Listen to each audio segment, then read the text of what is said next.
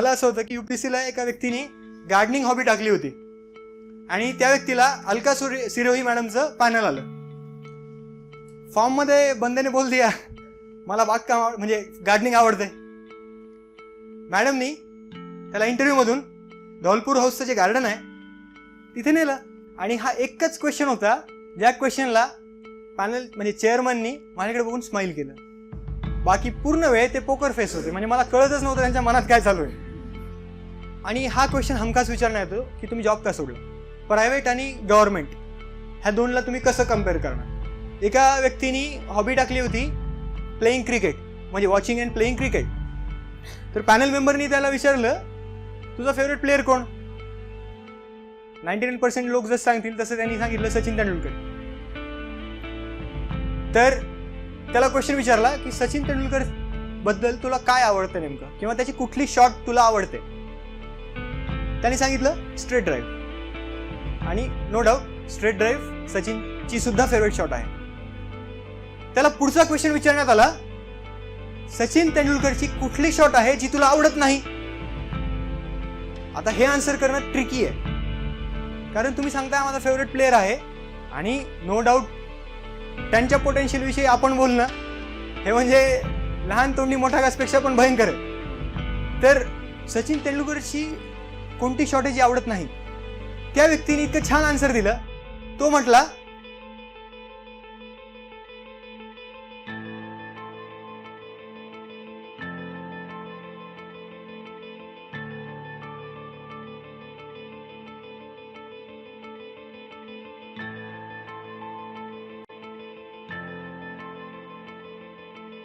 म्हणजे असं म्हणतात की इंटरव्ह्यूमध्ये चांगले मार्क येण्यासाठी थोडीफार ॲक्टिंग यायला लागते, कारण की we cannot be totally honest. 100% honest राहून मला तरी वाटत नाही कोणाला पोस्ट मिळेल.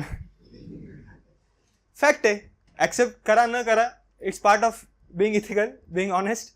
बट बऱ्याच गोष्टी असतात ज्या आपल्याला थोड्याफार फेक नाही, रॉंग नाही, बट मॅन्युप्युलेट करावं लागतात. आणि हे थोडंसं करणं गरजेचं सुद्धा आहे आणि त्याच्यासाठी थोडीशी प्रॅक्टिस लागते जी की आपली मिसिंग असते. तर ह्या गोष्टीच्या रिहर्सल म्हणजे मॉक इंटरव्ह्यूज जे आपण देणार आहोत, तर ते सगळं व्यवस्थित वापरायचं आपल्याला. आणि त्या 20-25 मिनिटांमध्ये किंवा अजून जास्त जो काही वेळ असेल त्यामध्ये आपलं बेस्ट आपल्याला द्यायचं आहे. ठीक आहे, ह्या प्लॅटफॉर्मवरून बरेच लोक तुम्हाला सांगतील की you have to be completely honest. माझं ओपिनियन कम्प्लिटली वेगळं आहे, because according to me we cannot be completely honest. असाल लहानपणीपासून तुम्ही काहीच चुकीचं केलेलं नसेल, तुम्हाला वाटत असेल की काही विचारा मी काहीच अनएथिकल इलिगल गोष्ट केलेली नाही आहे, पकडल्या जाऊ शकत नाही, देन इट्स व्हेरी गुड. तुमच्यापेक्षा भारी इंटरव्ह्यू कोणीच नाही देऊ शकत जगात. मग पण नसेल तर वी हॅव टू प्रॅक्टिस. आणि इंटरव्ह्यूचा सगळ्यात एक छान पार्ट आहे की interview is the only part in this process. Examination नाही म्हणत मी MPSCला किंवा UPSCला, इट इज अ प्रोसेस. आणि ह्या प्रोसेसमधला हा एकच पार्ट आहे which is for selecting candidates. It is for selection, not for elimination. Prelims असेल किंवा मेन्स असेल, ही एलिमिनेशनसाठी असते. इंटरव्ह्यू हा एकच पार्ट आहे ज्यामध्ये समोर बसलेले 3 लोक तुमच्याकडे ॲज अ कॅन्डिडेट म्हणून बघतात की जो व्यक्ती from a student to officer हे मायग्रेट करू शकतो, आणि तुम्हाला ॲज अ ऑफिसर बघण्याचा ते प्रयत्न करतात. तर ही प्रोसेस अतिशय छान आहे आणि खूप सोपी आहे. ह्याला जास्त कॉम्प्लेक्स बिलकुल करू नका. इंटरव्ह्यूची बऱ्याच लोकांना भीती वाटते. आता ह्याच्या मागे रिझन काय आहे. आपण UPSC किंवा MPSCच्या प्रोसेसमध्ये 1 किंवा त्यापेक्षा अधिक वर्ष हे वाचनात घालवतो. आपला फोकस काय असतो, सकाळी लायब्ररीत यायचं आहे, रात्रीपर्यंत बसायचं आहे आणि दिवसभर आपण करतो काय, वाचन. काही जण डिस्कशन करत असतील, इट्स वेल अँड गुड, पण मोस्टली आपला फोकस आहे वाचण्यावर. म्हणजे बोलण्यावर आपला भर खूपच कमी आहे. आणि इंटरव्ह्यू ही बोलण्याची परीक्षा आहे. म्हणजे IT किंवा मॅनेजमेंटच्या इंटरव्ह्यूजमध्ये असं सांगितलं जातं की you have to be a perfect salesman to sell your personality according to the needs of the job. Same applies to this. इथे फक्त आपला जॉब काय, आपल्याला प्रशासक व्हायचं आहे. We have to be administrator. आणि त्यामुळे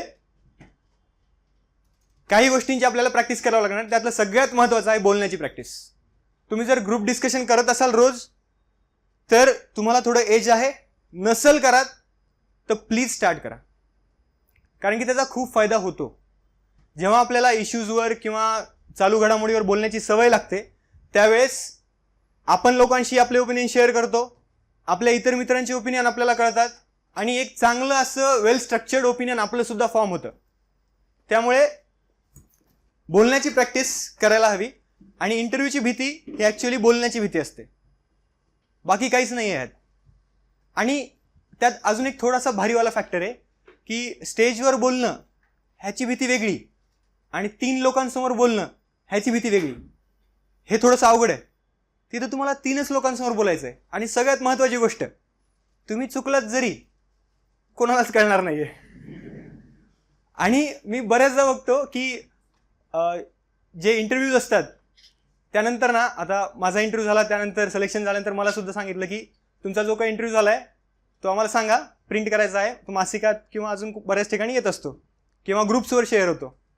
मग त्यामध्ये मी बघितलं आहे की माझ्या काही मित्रांनी इंटरव्ह्यू झाल्या मला जे मत सांगितले होते किंवा क्वेश्चन सांगितले होते ते आणि प्रिंट झालेले ह्यात थोडासा फरक होता. मग हे एक लक्षात ठेवायचं की आपण तिथं जरी चुकलो कोणालाच कळणार नाही आणि ह्या गोष्टीतून ती भीती बरीच कमी होते. तर बोलण्याची प्रॅक्टिस करा. ग्रुप डिस्कशन किंवा गटचर्चा हे आत्तापासून स्टार्ट करा.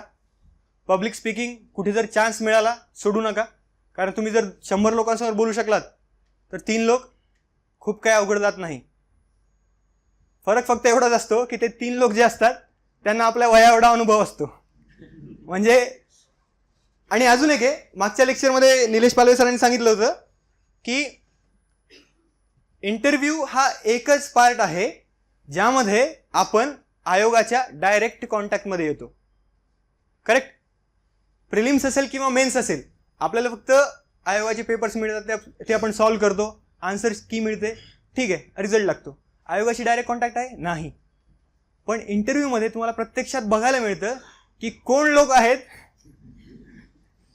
जे आपल्या आयुष्यात आपल्याला ही संधी देत आहेत. तर आयोगाचे मेंबर आपल्याला डायरेक्ट बघायला मिळतात, त्यांच्याशी डायरेक्ट कम्युनिकेट करायला मिळतं. तर ही एक खूप चांगली ऑपॉर्च्युनिटी असते ॲक्च्युली. त्यामुळे ही प्रोसेस बाकीच्या पूर्वीच्या प्रोसेसपेक्षा थोडीशी वेगळी आहे, म्हणजे प्रिलिम्स आणि मेन्स. आणि 100 मार्क आहेत.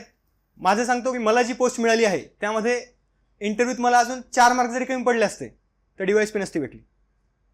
आणि इंटरव्ह्यूमध्ये 56 पडणे किंवा 60 मार्क पडणे ह्यात ॲक्च्युली कंटेंटचा डिफरन्स खूप कमी असतो, इंटेंटचा खूप जास्त असतो.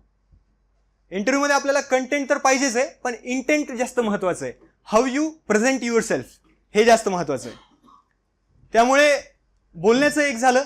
दुसरं आहे ड्रेसिंग सेन्स. ज्यांचा स्कोर चांगला आहे, ज्यांना खात्री आहे की इंटरव्ह्यू कॉल येणार असे, मला तरी वाटतं की त्यांनी आत्तापासून थोडंसं आपल्या ड्रेसिंगवर थोडंसं लक्ष द्यावं. कारण की लायब्ररीत आपण काय असतो, ट्रॅक पॅन्ट्स, टी शर्ट, दाढी वाढलेली. इकडे पण थोडाफार वेगळं असतं, पण कॅज्युअलनेस असतो एक. आणि आता कसं आहे, आपल्याला ॲप्रोच चेंज करायचं आहे की ॲस्पिरंटपासून आपल्याला एक ऑफिसर म्हणून स्वतःला बघायचं आहे. जे की आपण ड्रीम तर आहेच आपलं, बट ते इमॅजिनेशन असेल किंवा तसं स्वतःला बघणं हे आपण करत नाही जास्त. आता ते करायचं आहे. त्यामुळे फॉर्मल्स वापरायला सुरुवात करा.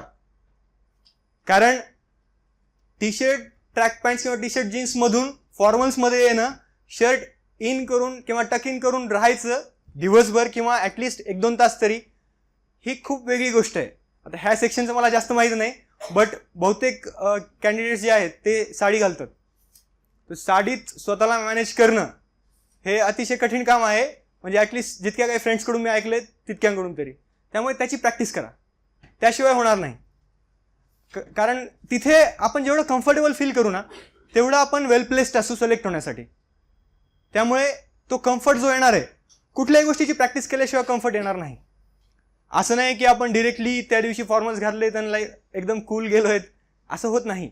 मग ती भीती राहते मनात की यार शर्ट इन तर केलं आहे, हात वर केल्यानंतर ते इन निघणार तर नाही. असे बरेचसे क्वेश्चन असतात आणि लहान लहान गोष्टींचा फरक पडतो. त्यामुळे त्याची सवय लावा आत्तापासून. म्हणजे ॲटलिस्ट मला इंटरव्ह्यू कॉल आल्यानंतर तरी मी बऱ्यापैकी सवय लावली होती की फॉर्मल्समध्ये असावं. आणि त्यापूर्वी सुद्धा IT जॉब केला होता, त्यामुळे रोज फॉर्मल्सची सवय बऱ्यापैकी होतीच. प्लस फॉर्मल शूजची पण सवय असू द्या. तर अशा गोष्टीमध्ये आत्तापासून तुम्ही इन्व्हेस्ट करा, वेळ द्या, आणि वेळ भरपूर आहे अजून तरी. तर आज मला मुख्यतः जे मुद्दे बोलायचे आहेत ते एक तर आहे हॉबी किंवा छंद, दुसरं आहे आपलं ग्रॅज्युएशन. इथं किती लोक इंजिनियर्स नाहीत? बऱ्यापैकी मोठी संख्या आहे. ओके. आणि ग्रॅज्युएशन झाल्यानंतर जॉब जर कोणी केला असेल ते, त्यानंतर विशेषतः पॉलिटी म्हणजे राज्यशास्त्रावर बऱ्याचदा म्हणजे मोस्टली प्रश्न विचारल्या जातातच.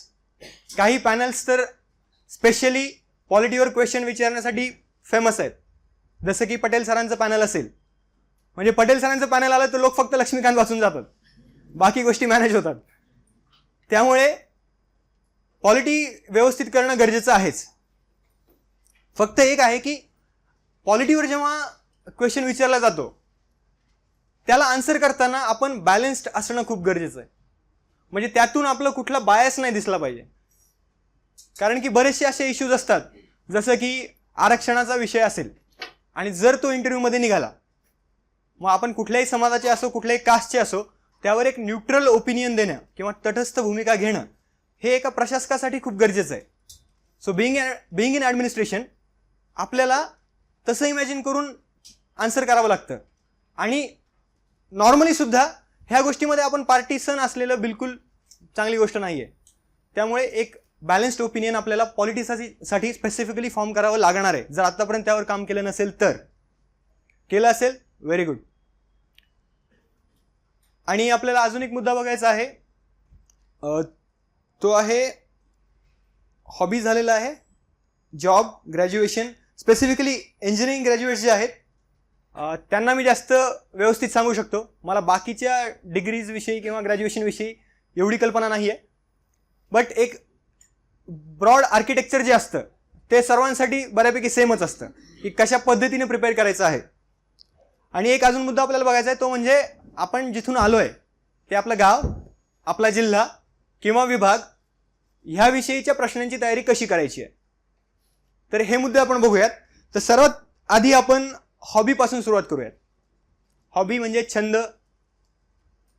हॉबीची व्याख्या माहिती आहे, ऑक्सफर्ड सांगतं की it is an activity that we take in our leisure time which gives us pleasure. Very simple. आपल्या फावल्या वेळेत आपण जे काम करतो, ज्यातून आपल्याला आनंद मिळतो, ती म्हणजे आपली हॉबी, विच वी परस्यू. आपल्या क्षेत्रात हॉबीची व्याख्या खूप वेगळी आहे. आपल्या क्षेत्रामध्ये आपण हॉबीला कसं डिफाईन करणार? हॉबी म्हणजे एक अशी ॲक्टिव्हिटी जी मुख्य परीक्षेनंतर आपण शोधतो, जी पूर्व परीक्षेच्या आधी फॉर्म भरताना टाकलेली असते आणि इंटरव्ह्यूसाठी आपण प्रिपेअर करतो. ही आपली हॉबीची व्याख्या. बट ज्यांनी ऑनेस्टली हॉबी कुठली परस्यू केलेली असेल, खात्रीने सांगतो की they are very well placed. आणि जर नसेल केलेली, प्रिपेअर करता येतं. त्यात काही म्हणजे करता न येण्यासारखं नाही आहे. माझी जर हॉबी म्हणाल तर मी 2 गोष्टी टाकल्या होत्या. एक म्हणजे प्लेइंग अँड वॉचिंग क्रिकेट. किती लोकांची आहे? ओके, इकडून एक पण नाही. ठीक आहे, ओके. आणि दुसरं होतं की रीडिंग, वाचन. हे कोणाकोणाचं आहे? रीडिंगमध्ये मी फक्त स्पेसिफाय केलं होतं की reading Marathi literature, that too novels and short stories, लघुकथा आणि कादंबऱ्या. कारण लिटरेचर जेव्हा आपण म्हणतो ही खूप मोठी गोष्ट आहे. मग त्यात कविता येणार, नाटकं येणार, ह्या सगळ्या गोष्टी जर तुम्ही वाचल्या नसतील तर तुम्ही आन्सर नाही करू शकणार. त्यामुळे स्पेसिफाय केलं असेल, वेल अँड गुड. नसेल जर केलं आणि जर त्यावर क्वेश्चन आला तर तिथे आपण सांगू शकतो की सर और मॅडम मी हा छंद परस्यू करतो, पण मला विशेष करून कादंबऱ्या आणि लघुकथा वाचायला आवडतं. किंवा कुणाला कविता वाचायला आवडत असतील तसंही सांगू शकता की मला विशेष करून कविता वाचायला आवडतं. म्हणजे मग ते पण त्या दृष्टीने तुम्हाला प्रश्न विचारू शकतात. पण जर तुम्ही त्याला खूप ब्रॉड ठेवलं आणि जर क्वेश्चन आला नाटकांवर किंवा अजून लोकगीतं असतील त्यावर जर काही आलं तर it will be difficult for you to answer. त्यामुळे त्याला स्पेसिफाय करा. केलेलं असेल खूप छान, नसेल केलं तर जर क्वेश्चन आला तर तिथे करायचं. हॉबीमध्ये बऱ्याचशा आता हॉबीज आहेत की कोणी गार्डनिंग टाकतं, कोणी स्पोर्ट्स टाकतं. आता क्रिकेट असेल, बॅडमिंटन, बास्केटबॉल, चेस, कॅरम काही असू शकतं. देन वाचन बरेच लोक टाकतात, त्यामध्ये सुद्धा मराठी असेल किंवा इतर कुठल्या भाषेमध्ये असेल ते. देन आजकाल सोशल मीडियाच्या येण्यानंतर ब्लॉग रायटिंग ही सुद्धा एक हॉबी झाली आहे बऱ्यापैकी काही लोकांची. म्हणजे UPSC मध्ये तरी खूप लोक टाकतात ब्लॉग रायटिंग. कोणाची आहे इथे? Very good. ब्लॉग रायटिंगमध्ये एक आहे बरं की जर तुम्ही खरंच ब्लॉग लिहित असाल आणि तुम्ही जर सांगितलं की माझी ही हॉबी आहे, तर आता जिओ नंतर सगळ्यांकडे आहेत, ते इमिजिएटली सर्च करून वाचू शकतात तुम्ही कुठले ब्लॉग लिहिलेले आहेत आणि विचारूही शकतात की ह्यावेळी तुम्ही हे ओपिनियन का दिलं. तर बी प्रिपेअर्ड. कारण असं झालेलं आहे ॲटलिस्ट UPSC इंटरव्ह्यूमध्ये एका व्यक्तीने सांगितलं की माझी हॉबी ब्लॉग रायटिंग आहे अँड पॅनलनी इमिजिएटली सर्च केलं कुठले ब्लॉग लिहिले, त्यांनी एकच लिहिला होता. म्हणजे एक ब्लॉग लिहिला आणि हॉबी झाली ब्लॉग रायटिंग. तर असं करू नका. लिहिले नसतील तर आता वाढवा. त्यानंतर बऱ्याच लोकांची ट्रॅव्हलिंग असते, ट्रॅव्हलिंग किंवा रोमिंग अराउंड, किंवा त्यात अजून स्पेसिफाय केलं तर ट्रेकिंग किंवा माउंटेनरिंग, म्हणजे आपण जे गिर्यारोहण वगैरे म्हणतो. तर ही आहे कोणाची hobby? Trekking, travelling. Okay okay. ह्यामध्ये सुद्धा ट्रॅव्हल केलं नसेल तर थोडंसं फिरून या. खरंच खूप गरजेचं आहे. कारण सहज कोणीतरी सांगितलं आणि आपण टाकली ती हॉबी असं जर असेल ना तर मग पंचायत होते. जर का क्वेश्चन त्यावर आला you won't be able to answer satisfactorily. त्यामुळे फिरून जर आला आणि स्वतः जर बघितलेलं असेल ना तर एक आनंद होतो. आता 3 महिने माझी ट्रेनिंग केरळमध्ये होती. मला जर त्याविषयी काही प्रश्न विचारला ना तर असं आतून आनंद होतो की यार ठीक आहे, मी हे बघितलंय, मी हे छान सांगू शकतो. की मोहिनीअट्टम डान्स प्रकार आपण पुस्तकात वाचतो, मी तो लाईव्ह बघितलाय, त्यामुळे मला जर त्याविषयी कोणी विचारलं तर मी खूप छान आन्सर ते करू शकतो. किंवा ॲलप्पी, वर्काला, तिथले बीचेस असतील, बॅकवॉटर्स असेल, हाऊसबोटमधलं ट्रॅव्हलिंग असेल, ते केलेलं आहे. त्यावर प्रश्न जर आला ऑब्व्हियसली मी आनंदाने सांगणार ते. तर ट्रॅव्हलिंग जर हॉबी असेल तर करा. गिर्यारोहण असेल तर फक्त सिंहगड नको, अजून कुठले तरी गड बघा. त्यामुळे वेळ आहे तुमच्याकडे तर प्लीज हॉबीला आता तरी वेळ द्या. इतके दिवस आपण ऑनेस्टली दिलेला नसतो. I can understand. मी सुद्धा एवढा विशेष दिलेला नव्हता. कारण क्रिकेट जरी हॉबी असली तरी आता एखादी टुर्नामेंट खेळणे किंवा रेग्युलर प्रॅक्टिस करणे हा भाग होत नाही. तरी मी टुर्नामेंट्स खेळायचोच किती असो. बट जर नसेल केलं तर आता प्लीज करा. अवांतर वाचन, ज्यांची हॉबी आहे वाचन, तर त्यांनी आपले टिपिकल जे पुस्तकं आहेत, मग त्यात पानिपत आलं, मृत्युंजय आलं, ययाती आलं, ह्या व्यतिरिक्त सुद्धा काहीतरी वाचा. नाही, असं झालंय ना की हे जे पॅनल मेंबर्स आहेत ना हे बऱ्याच वर्षापासून पॅनलवर आहेत आणि बऱ्याच वर्षांपासून मुलं ही हॉबी टाकतात आणि त्याच्यावर जेव्हा प्रश्न विचारतात की हां सांगा मग तुमचं आवडतं पुस्तक कुठलं आहे, मृत्युंजय, त्यांचं असं असतं अरे यार परत मृत्युंजय. म्हणजे किती वर्षांपासून तेच चालू आहे ना. तर रिसेंटली कुठले पुस्तकं जर आले असतील छान तर ते वाचा. ॲटलिस्ट 1-2 तरी आत्ता वाचून ठेवा. मग त्यात अच्युत गोडबोलेंचे पुस्तकं असतील, खूप छान आहेत, अर्थात मनात, आणि बरेच अशी पुस्तकं आहेत, मुसाफिर असेल, तर ते वाचा ॲटलिस्ट 1-2 तरी, जेणेकरून तुम्ही त्याच्यावर ॲज अन ऑथॉरिटी बोलू शकता की हो मी हे वाचलंय आणि माझी हॉबी आहे, मी रिसेंटली त्याला वेळ दिलेला आहे. असं नाही की मी 12वीत असताना वाचलं होतं ययाती, आता मला आठवत नाही आहे. अशा गोष्टी नका होऊ देऊ.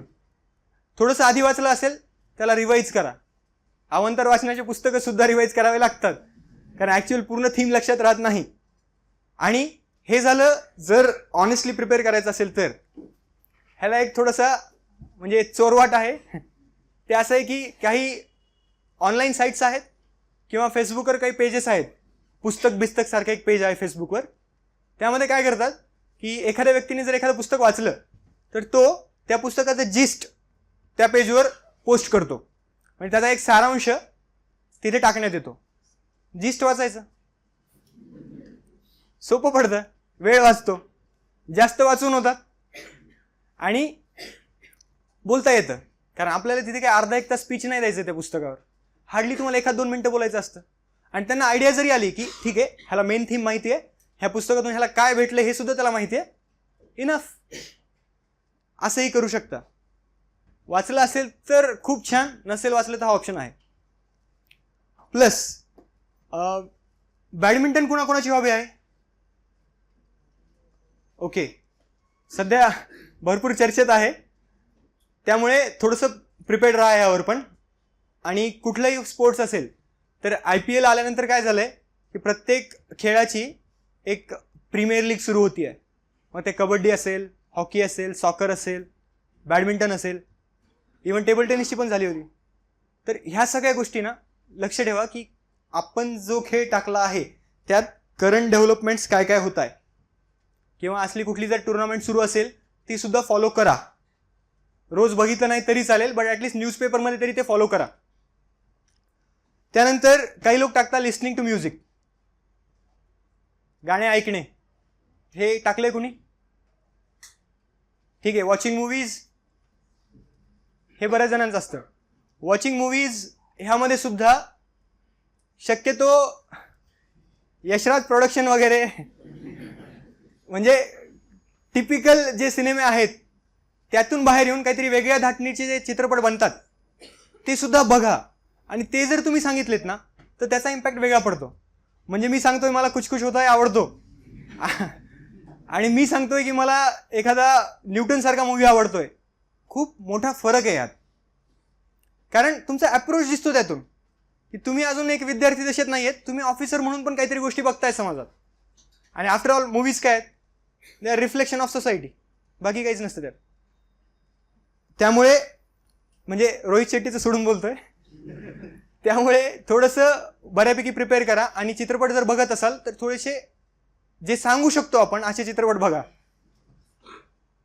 देन वॉचिंग मूवीजमध्ये एक सब पार्ट सुद्धा असतो. काही लोक डॉक्युमेंटरीज बघतात आणि ती सुद्धा एक चांगली हॉबी आहे, कारण की डॉक्युमेंटरीज बऱ्यापैकी इन्फॉर्मेटिव्ह असतात. आणि ते सुद्धा सांगितलं तर काही ठराविक डॉक्युमेंटरीज असू द्या ज्या तुम्ही छान बघितलेल्या आहेत आणि ज्यावर तुम्ही बोलू शकता. BBCच्या बऱ्याच डॉक्युमेंट आहेत हिस्ट्री ऑफ इंडियावर, प्लस नॅट जिओच्या आहेत, डिस्कव्हरीच्या आहेत, किंवा हिस्ट्री चॅनलच्या पण डॉक्युमेंटरीज खूप साऱ्या आहेत. तर ह्या जर गोष्टी तुम्ही बघितलेल्या असतील तर वेल अँड गुड, ते सुद्धा तुम्ही सांगू शकता. मूवीजवाले सुद्धा स्पेसिफाय करू शकता की सर मी या डॉक्युमेंटरीज बघितलेल्या आहेत. देन काही लोकांची हॉबी असते एक्सरसाइज करणे किंवा जिमिंग. कोणाचं आहे यात? मग आपण जे व्यायाम करतोय घरात करतोय, म्हणजे प्राणायाम वगैरे, योगासन वगैरे, का तालमीत करतोय का जिममध्ये करतोय, हे स्पेसिफाय करा त्यांनी विचारल्यानंतर. कारण की प्रत्येकाच्या टेक्निकॅलिटीज वेगळ्या वेगळ्या आहेत. तुम्ही योगासन करत असाल, it is also part of exercise, त्याचा आन्सर करणं खूप वेगळी पद्धत आहे. तुम्ही जर तालमीत जाऊन व्यायाम करताय त्याची पद्धत आणि अप्रोच खूप वेगळा आहे. आणि तुम्ही जर जिमिंग करत असाल त्याचे इन्स्ट्रुमेंट्स, प्रत्येक बॉडी पार्टचे वेगळे अँगल्स, ह्या सगळ्या गोष्टी माहिती असायला हव्यात. त्यामुळे आपलं जे एरिया ऑफ इंटरेस्ट आहे त्याला थोडंसं अजून इलॅबोरेट करून प्रिपेअर करा. हॉबीविषयी झालंय. आणि अजून काही गोष्टी आहेत. एखादी हॉबी आपल्याला तयार करायची आहे तेव्हा नेमकं काय करायचं? आपण जीही काही हॉबी टाकलेली आहे त्याच्या आधी टेक्निकॅलिटीज सर्च करायच्या ज्या आत्तापर्यंत आपण केलेल्या नसतात. समजा मी टाकलं आहे की मला लघुकथा वाचायला आवडतात, बट मला माहितीच नाही लघुकथा कशाला म्हणतात, शॉर्ट स्टोरी म्हणजे किती शॉर्ट. तर ह्या टेक्निकॅलिटीज सुद्धा बघायच्या. नॉवेल कधी म्हणतो आपण आणि कथासंग्रह कधी म्हणतो किंवा कविता संग्रह, ह्या सगळ्या गोष्टी माहिती असायला हव्यात. प्लस स्पोर्ट्समध्ये कुठलाही खेळ जर टाकलेला असेल, किती प्लेयर्स असतात, ग्राउंडचे डायमेन्शन काय असतात, त्यात कुठले कुठले इन्स्ट्रुमेंट्स वापरण्यात येतात, त्याचे साईज काय आहेत, त्याचं सध्याचं स्टेटस काय आहे. म्हणजे हॉकीसारखा खेळ असेल, जर कोणी टाकला असेल योगायोगाने, विचारलं जाऊ शकतं की हा आपला नॅशनल गेम आहे किंवा नॅशनल स्पोर्ट्स आहे, पण सध्या ह्याची परिस्थिती काय आहे. मग त्याला अल्टरनेटिव्ह म्हणून क्रिकेटला करावं का, असे काही प्रश्न येऊ शकतात. तर टेक्निकॅलिटीज सुद्धा बघायचे आहेत, करंट स्टेटस सुद्धा बघायचं आहे, प्लस त्याच्याशी रिलेटेड काही करंट इव्हेंट्स आहेत का. जसं की आता आपण बोललो, कुठली प्रीमियर लीग आहे का, किंवा रिसेंटली कुठली टुर्नामेंट झाली आहे का ज्यामध्ये भारत जिंकला असेल किंवा हरला असेल, काही असेल स्टेटस, बट रिसेंटली कुठली टुर्नामेंट झालेली आहे का हे सुद्धा फॉलो करायचं. कारण कसं आहे की पॅनलसुद्धा काय रेग्युलर न्यूजपेपर वाचून येणार आहे, आणि तुम्ही जर सांगितलं की माझी हॉबी आहे बॅडमिंटन खेळणे आणि रिसेंटली श्रीकांत किंवा पी कश्यप एखादी टुर्नामेंट जिंकले असतील किंवा सिंधू आणि सायना, आपल्याला माहिती पाहिजे. कारण एक्सपेक्टेड आहे, त्यांनी सुद्धा वाचलेलं असतं आणि त्यांना लगेच स्ट्राईक होतं, अरे बॅडमिंटन हे तर मी सकाळीच वाचलंय, विचारा. त्यामुळे ह्या गोष्टी प्रिपेअर असणं गरजेचं आहे. प्लस सगळ्यात महत्त्वाचा मुद्दा, जर का तुम्हाला विचारलं तुमची हॉबी आहे वाचन करणे, शेवटी लास्ट टाइम कुठला होता जेव्हा तुम्ही तुमच्या हॉबीला वेळ दिला, म्हणजे फॉर्म भरताना सोडून, तर हे बघणं खूप गरजेचं आहे. आणि तसा जर क्वेश्चन विचारला की तुम्ही हॉबी टाकली, ठीक आहे, मग मी समजा क्रिकेट टाकले, मग शेवटची टुर्नामेंट तुम्ही कधी खेळले होते, असं असू नये की मी 4 वर्षापूर्वी खेळलोय आणि त्यानंतर 4 वर्ष मी काहीच केलं नाही, फक्त अभ्यास केलाय. मध्ये आपण कुठेतरी त्याला वेळ देणं एक्सपेक्टेड आहे. ट्रॅव्हलिंग ज्यांनी टाकलं आहे विचारतात रिसेंटली तुम्ही कुठली प्लेस व्हिजिट केली आहे, मग ते रिसेंट जे आहे ते रिसेंटच असलं पाहिजे. नाहीतर असं नाही की मी 3 वर्षापूर्वी इकडे गेलो होतो, नाही. त्यामुळे आत्ता फॉलो करा, म्हणजे तुम्हाला त्यावर छान बोलता येईल. हॉबीमध्ये ह्या गोष्टी आहेत. आणि क्रिकेट किंवा वाचन करणे ही ज्यांची कोणाची हॉबी असेल ते पर्सनली सुद्धा मला कॉन्टॅक्ट करू शकतात किंवा बोलू शकता लेक्चर नंतर सुद्धा. म्हणजे त्यावर क्वेश्चनेअर प्रिपेअर केलेलं आहे मी बऱ्यापैकी, आणि लास्ट इयर ते व्यवस्थित प्रिपेअर केलेलं आहे आणि ॲक्च्युअल फॉलो केलेलं आहे. सगळ्यात महत्त्वाचं, प्रिपेअर करण्यापेक्षा ते फॉलो केलेलं आहे, त्यामुळे फायदा होऊ शकतो तुम्हाला. देन नेक्स्ट पार्ट येतो ग्रॅज्युएशन. ज्या लोकांनी ग्रॅज्युएशन नंतर कुठलाही जॉब केलेला नाही आणि सरळ स्पर्धा परीक्षेच्या तयारीला लागले आहेत, त्या लोकांसाठी विशेषतः ग्रॅज्युएशनवर प्रश्न विचारले जाऊ शकतात. जर तुम्ही जॉब केलेला असेल तर असं होतं की तुमचं जे प्रिव्हियस कमिटमेंट असतं त्यावर क्वेश्चन विचारले जातात. आता समजा मी जॉब केलेला आहे तर मला बहुत करून क्वेश्चन माझ्या जॉबशी रिलेटेड येतील, आणि समजा मी जॉब केलेला नसेल तर माझं प्रिव्हियस कमिटमेंट काय होतं, ग्रॅज्युएशन, तर मला ग्रॅज्युएशनविषयी जास्त क्वेश्चन येतील. कंपल्सरी नाही आहे हे, काही होऊ शकतं, बट जनरल पॅटर्न असा आहे. त्यामुळे ग्रॅज्युएशनच्या गोष्टी प्रिपेअर करणं गरजेचं आहे. आणि ग्रॅज्युएशनमध्ये जेव्हा आपण प्रिपेअर करतो तर त्यात रिव्हर्स जायचं. सगळ्यात शेवटचा पार्ट कुठला असतो आपला, फायनल इयरला इंजिनिअरिंग ज्यांनी केले किंवा बाकी गोष्टीमध्ये फायनल इयर प्रोजेक्ट किंवा कुठलं अप्रेंटिसशिप आपण जर केलेलं असेल कुठे, तर ह्या गोष्टी महत्त्वाच्या आहेत. आणि मग ते प्रिपेअर करणं गरजेचं आहे. कारण खूप लोकांचं असं झालेलं आहे की जवळपास मेजॉरिटी पार्ट ऑफ इंटरव्ह्यू हा फायनल इयर प्रोजेक्टवरच झाला, असं होऊ शकतं. आणि आपलं ग्रॅज्युएशन झालेलं असतं तेव्हा सुद्धा बरेच लोक इंजिनियर्सला स्ट्राईक होऊ शकतं आहे की फायनल प्रोजेक्ट जो असतो ना तो सुद्धा आपण करत नाही, तो विकत घेतलेला असतो कुठून तरी किंवा कोणाकडून तरी, तो आपण आउटसोर्स करतो. आणि असं जर केलेलं असेल आणि तेव्हा फक्त प्रेझेंटेशनसाठी प्रिपेअर केलेलं असेल तर आत्ता तरी ॲटलिस्ट तुमचा जो प्रोजेक्ट रिपोर्ट सांभाळून ठेवलेला असेल किंवा नसेल तर ॲटलिस्ट त्या टॉपिकविषयी आता काय सुरू आहे हे सगळं वाचून ठेवा.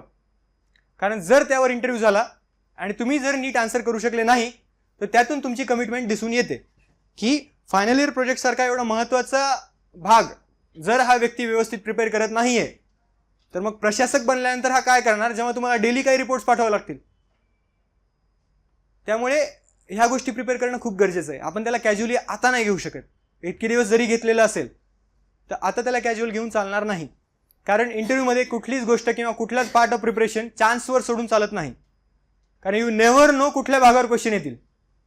आता मी हॉबीज एवढ्या छान प्रिपेअर केलेल्या होता आणि इव्हन इथे जे मॉक इंटरव्ह्यूज दिले होते किंवा बाकी ठिकाणी सुद्धा मला हॉबीविषयी नेहमीच चांगले रिमार्क्स मिळालेत की if your interview goes towards this section you will score more. Unfortunately इंटरव्ह्यूमध्ये मला एक सिंगल क्वेश्चनसुद्धा हॉबीवर विचारण्यात आला नाही, आणि असं होऊ शकतं. त्यामुळे कुठलाच पार्ट चान्सवर नाही सोडायचा आहे. जे काही 8-9 सेक्शन आहेत तुमच्या प्रोफाईलमध्ये ते सगळे व्यवस्थित प्रिपेअर करायचे आहेत. मग ते गावापासून ते थेट हॉबी किंवा जॉब किंवा बाकी गोष्टींपर्यंत. सायन्सवाले जे लोक असतील, ज्यांचं सायन्स बॅकग्राऊंडमधून झालं आहे ग्रॅज्युएशन किंवा कुठल्याही बॅकग्राऊंड, कॉमर्स असतील किंवा आर्ट्स असतील, आपापल्या फील्डचे काही बेसिक गोष्टी असतात ते थोडेसे माहीत असू द्या. सायन्स जर असेल आणि तुम्हाला जर काही सायन्सवर एकदम बेसिक क्वेश्चन आला आणि तो आन्सर नाही करता आला, तर असं दिसून येतं की ह्या व्यक्तीने आपलं पूर्ण शिक्षण ह्या बॅकग्राऊंडमधून केलं आहे आणि ह्याला बेसिकसुद्धा माहिती नाहीत. बेसिक्स प्रत्येक गोष्टीची माहिती असू द्या. जसं की समजा आता कोणी इंजिनिअरिंग केलं आहे, ENTC वाले इंजिनियर किती येते, इलेक्ट्रॉनिक्स अँड टेलिकॉम.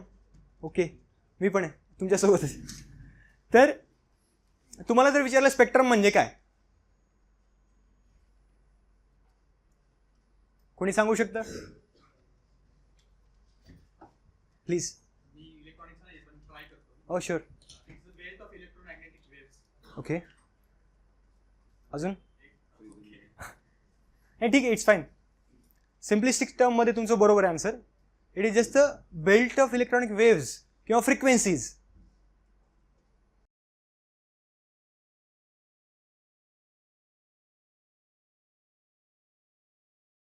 ह्यात खूप साऱ्या फ्रिक्वेन्सीज असतात ज्याला क्लासिफाय केलं जातं.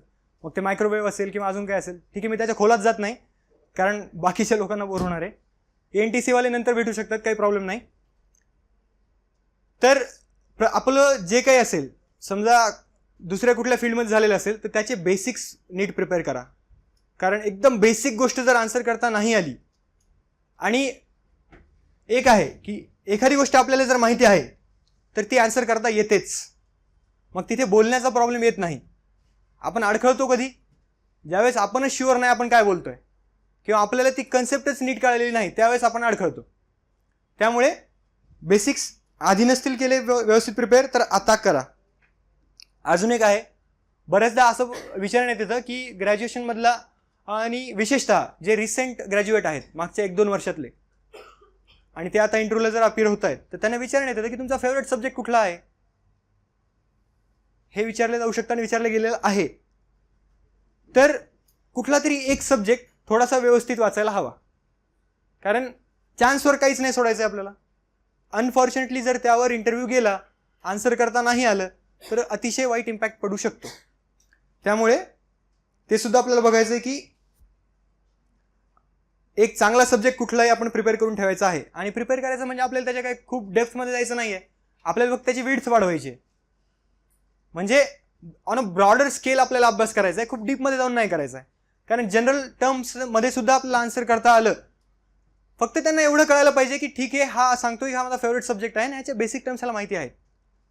खोलात जाऊन विचारलं, नाही आन्सर करता आलं तर मॅनेज होऊ शकतं, त्याचा वाईट इम्पॅक्ट एवढा नाही पडणार. त्यामुळे कुठलाही एक सब्जेक्ट चांगला, मग ते कुठल्याही फील्डमधलं तुमचं ग्रॅज्युएशन असो. आणि योगायोगाने असं होऊ शकतं, पॅनलमध्ये 3 लोक असतात आणि तिघांपैकी जर एकाचा जरी तो सब्जेक्ट फेवरेट असला तर, आणि तुम्ही जर व्यवस्थित प्रिपेअर केलेला असला, तर 100% तुम्हाला चांगले मार्क पडणार.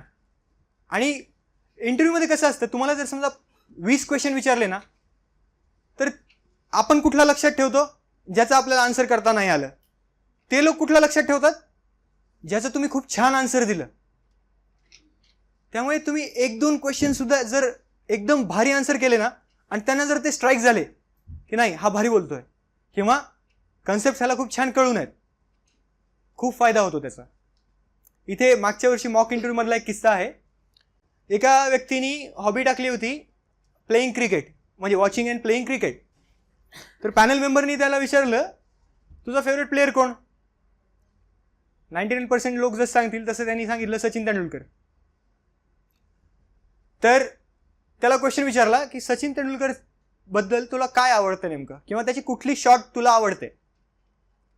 त्यांनी सांगितलं स्ट्रेट ड्राईव्ह. आणि नो डाऊट स्ट्रेट ड्राईव्ह सचिनची सुद्धा फेवरेट शॉट आहे. त्याला पुढचा क्वेश्चन विचारण्यात आला, सचिन तेंडुलकरची कुठली शॉट आहे जी तुला आवडत नाही? आता हे आन्सर करणं ट्रिकी आहे, कारण तुम्ही सांगताय माझा फेवरेट प्लेअर आहे, आणि नो डाऊट त्यांच्या पोटेन्शियलविषयी आपण बोलणं हे म्हणजे लहान तोंडी मोठा घासपेक्षा पण भयंकर आहे. तर सचिन तेंडुलकरची कोणती शॉट आहे जी आवडत नाही? त्या व्यक्तीने इतकं छान आन्सर दिलं. तो म्हटला जी शॉट खेळताना सचिन आउट होतो ती शॉट मला आवडत नाही. किती सिंपल आहे. बट ह्याला काय लागतं? Presence of mind. आणि तुमच्याकडे जर ते विट असेल किंवा प्रेझेन्स ऑफ माइंड असेल तर तुम्ही कशाही प्रकारचे क्वेश्चन टॅकल करू शकता. आता ह्या व्यक्तीने पुढचे 10 मिनिटं काहीही जरी आन्सर दिले तरी मला लक्षात काय राहणार आहे? ह्या क्वेश्चनचा आन्सर. आणि हा एक क्वेश्चन त्याला पोस्टकडे नेऊ शकतो. त्यामुळे इंटरव्ह्यूमध्ये तुम्हाला 20-25 क्वेश्चन जरी आले, त्यातले बरेच आन्सर करता नाही जरी आले, तरी सुद्धा एक लक्षात ठेवायचं, एखादा फुल टॉस येणार आहे आणि त्या फुल टॉसला बोल्ड नाही व्हायचं आहे, आपल्याला 6च पाहिजे. तर ह्या गोष्टी थोड्याशा डोक्यात ठेवायच्या. कधीच इंटरव्ह्यूच्या वेळेत सुद्धा एकदम असं डिप्रेस नाही व्हायचं किंवा डाऊन नाही जायचं की यार मला सलग पहिले 4-5 क्वेश्चन आन्सरच नाही करता आले. आता माझा अनुभव सांगतो. माझ्या केसमध्ये असं झालं की मला जे पॅनल होतं राजूरकर सरांचं, it is known for asking factual questions. म्हणजे known, well known, in famous जे काय असेल ते, बट ते बऱ्यापैकी फॅक्च्युअल क्वेश्चन विचारतात. आणि त्यांचं असं होतं की समजा मी इथे बसलो आहे, अराउंड 4th किंवा 5th लाईनमध्ये पॅनल, म्हणजे पॅनलचं चेअरमन होता म्हणजे राजूरकर सर, आणि त्यांच्या 2 साईडला यू शेप्ड टेबलमध्ये अजून 2 मेंबर्स होते. राजूरकर सर थोडेसे डिस्टन्सवर होते आणि a man of around 50-55 age, ज्यांचे उच्चार तुम्हाला स्पष्ट ऐकण्यात प्रॉब्लेम होतोय आणि दूर बसल्यामुळे ऐकण्यात सुद्धा थोडासा प्रॉब्लेम होत होता. आणि योगायोगाने असं झालं की माझा इंटरव्ह्यू 8 किंवा 9 नंबर होता. दिवसात 16 इंटरव्ह्यूज होते. आणि पहिले जे 2-3 मुलं आले त्यांनी येतच आम्हाला हे सांगितलं, प्लीज लिसन केअरफुली. कारण एकतर असं आहे की त्या व्यक्तीचा अनुभव एवढा आहे, त्याला परत परत सॉरी सर किंवा पार्डन प्लीज असं म्हटलेलं आवडत नाही. ते इगो असतो एक थोडासा, तो हर्ट होतो. आणि आपल्याला काय करायचं आहे? आपल्याला त्यांचा इगो सांभाळायचा आहे तेवढे 20-25 मिनटं. त्यासाठी आपण हंबल राहिलोत, कमीपणा घेतला, सॉरी सर म्हटलोत, त्यांनी काही सांगितलं तर लगेच थँक्यू सर म्हटलोत. ह्या गोष्टी त्यांना खूप आवडतात. कारण की जेव्हा ते अंडर सेक्रेटरी, जॉईंट सेक्रेटरी वगैरे लेवलला पोहोचतात त्यावेळी त्यांना सवय असते की खालच्या लेवलचा प्रत्येक व्यक्ती त्यांना दिवसभरात काय देतो? फक्त रिस्पेक्ट. तर त्यांची ती सवय तोडायची नाही चुकून सुद्धा. आणि आपण कोण आहेत यार? आपण सध्या काय चिल्लर आहेत? सिरियसली आपण त्यांना रिस्पेक्ट दिलीच पाहिजे. म्हणजे त्यांचं नाव कसंही असो किंवा पूर्वीच्या आपल्याला मुलांनी काही इनपुट्स दिलेले असो की हे काही क्वेश्चन विचारतात किंवा मॅडम असतील मार्कच देत नाहीत, काही इनपुट्स असो, बट आफ्टर ऑल त्यांनी त्यांच्या करिअरमध्ये खूप अचीव्ह केलेलं आहे. दे डिझर्व रिस्पेक्ट. त्यामुळे आपण त्यांना रिस्पेक्ट देण्यात काही गैर नाही, द्यायलाच हवी. आणि त्यांनाच नाही तर आपली संस्कृती पण तेच शिकवते. We have to give respect to elders. आणि ते तर पॅनल मेंबर आहेत. म्हणजे आपल्या आयुष्यात आपल्या आईवडिलांनंतर किंवा त्या 20 मिनिटांसाठी त्यांच्यापेक्षा सुद्धा जास्त कोणी जर महत्त्वाचं असेल तर ते पॅनल मेंबर्स आहेत. त्यामुळे त्यांना रिस्पेक्ट देण्यात काही चुकीचं नाही. रादर वी आर ऑब्लाइज, किंवा आपले ते ऑट असतं ना, म्हणजे मस्टच्याही पुढचं, we ought to give respect to them. ठीक आहे. तर माझ्या इंटरव्ह्यूचा थोडासा अनुभव सांगतो. माझा इंटरव्ह्यू 9 किंवा 10 नंबरला झाला होता बहुतेक, 16 पैकी. म्हणजे ती दुपारची वेळ होती, 2 ते 2:30च्या दरम्यान. लंच त्यांनी पोस्टपोन केलेला होता की हा इंटरव्ह्यू झाल्यावर घेऊयात. म्हणजे तुम्ही मनस्थितीचा विचार करू शकता. म्हणजे सकाळपासून, सकाळी 9 वाजल्यापासून ते इंटरव्ह्यू घेत आहेत, जेवण पोस्टपोन करतायत, आणि त्याआधीचा मी एक बळी आहे. सगळ्यात महत्त्वाचं ड्रेसिंग सेन्सबद्दल बोलायचं आहे. त्या दिवशी 16 जणांचा इंटरव्ह्यू होता आणि त्यापैकी मला वाटतं 11 किंवा 12 हे मेल कॅन्डिडेट्स होते आणि त्यापैकी मी एकटाच होतो ज्यांनी टाय घातला होता. आणि मी आज जाताच मला खूप छान वाटलं, कारण की पॅनलमध्ये अजून एक व्यक्ती होता ज्यांनी टाय घातला होता. त्याला सुद्धा छान वाटलं असेल ना बघून की कोणीतरी आहे यार आपल्यासारखं, म्हणजे आपण ऑड नाही वाटत. तर आणि खरं सांगतो, त्या सरांनीच मला सगळ्यात छान क्वेश्चन विचारले. आणि मला तरी वाटतं की इंटरव्ह्यू जो काही स्कोर आला आहे त्या पर्टिक्युलर क्वेश्चन्समुळे आला आहे. कारण बाकी क्वेश्चन्समध्ये काही लॉजिकच नव्हतं. म्हणजे डायरेक्टली इलॉजिकल म्हणत नाही मी, पण लॉजिक कमी होतं किंवा नव्हतंच. आणि क्वेश्चन्स काय होते, मी एंट्री जशी केली, आधी एंट्रीचा इन्सिडेंट सांगतो, तो पण भयंकर होता. तिथे तुम्हाला एक टोकन देण्यात येतं. त्या टोकनवर एक नंबर प्रिंटेड असतो आणि तुमचं नाव विचारत नाहीत, काही विचारत नाहीत. आत गेल्यानंतर विचारत तुमचा टोकन नंबर काय आहे. मी जशी एंट्री केली, I was like may I come in sir. ते म्हटले प्लीज कम इन. मग मी गुड आफ्टरनून म्हणण्याच्या आधीच त्यांनी मला विचारलं तुमचा टोकन क्रमांक किती आहे. मी सांगितलं सर 335. तर मी इंग्लिशच्या मूडमध्ये होतो थोडं. त्यांनी परत विचारलं टोकन क्रमांक किती आहे. मग ते क्रमांक स्ट्राईक झालं मला. म्हटलं सर 335. मग मी म्हटलो good afternoon sir, good afternoon sirs, and then they allowed me to sit. बसल्यानंतर पहिलाच क्वेश्चन, तुमचा जिल्हा कुठला. मी सांगितलं सर परभणी. नंतर सेकंड क्वेश्चन, राजूरकर सर जे होते ना त्यांच्याकडे एक अशी डायरी होती, ठीक आहे. आणि ते काय करायचे, डायरी अशी ठेवलेली आहे, भारतातल्या पहिल्या लेडी ICS ऑफिसर कोण. मला काय माहिती. म्हणजे हा क्वेश्चन जेव्हा आला आणि पहिला क्वेश्चन इंटरव्ह्यूचा, म्हटलं फॉर्च्युनेटली असं होतं की मला ते माहिती होतं. म्हटलं सर नाव नाही आठवत आहे, बट श्रीमती जोशी म्हणून आहेत. त्यांचा क्वेश्चन, पहिल्या लेडी ब्रिटिश ICS ऑफिसर. म्हटलं sorry sir, I don't know this. Next question, Nobel पारितोषिक किती फील्डमध्ये दिलं जातं. आणि तुम्ही जेव्हा इंटरव्ह्यू देताय इमिजिएटली आठवत नाही 6 का 7, मोजावं लागतं. म्हटलं sir I need a second, I need a moment. सांगितलं.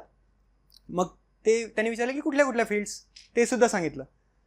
मग क्वेश्चन होता, महाराष्ट्रामध्ये जागतिक वारसा स्थळे किती आहेत. म्हटलं हे तर मी प्रीसाठी पण नव्हतं केलं, बट योगायोगाने जे कुठले आहेत ते सगळे मी बघितलेले आहेत. त्यामुळे मला ते आठवले की छत्रपती शिवाजी महाराज टर्मिनस असेल, घारापुरी किंवा एलिफंटा केव्ज असतील, अजंठा आणि एलोरा, राईट. आणि सह्याद्री घाट सुद्धा आहे, म्हणजे सह्याद्री सुद्धा आहे, बट ते नॅचरलमध्ये येतं. हे सगळं मी सांगितलं. मग क्वेश्चन होता, फर्स्ट नोबेल इन पीस. सरांनी एवढंच विचारलं, फर्स्ट नोबेल इन पीस. मला भारतातलं जगातलं कुठलं काहीच माहीत नव्हतं.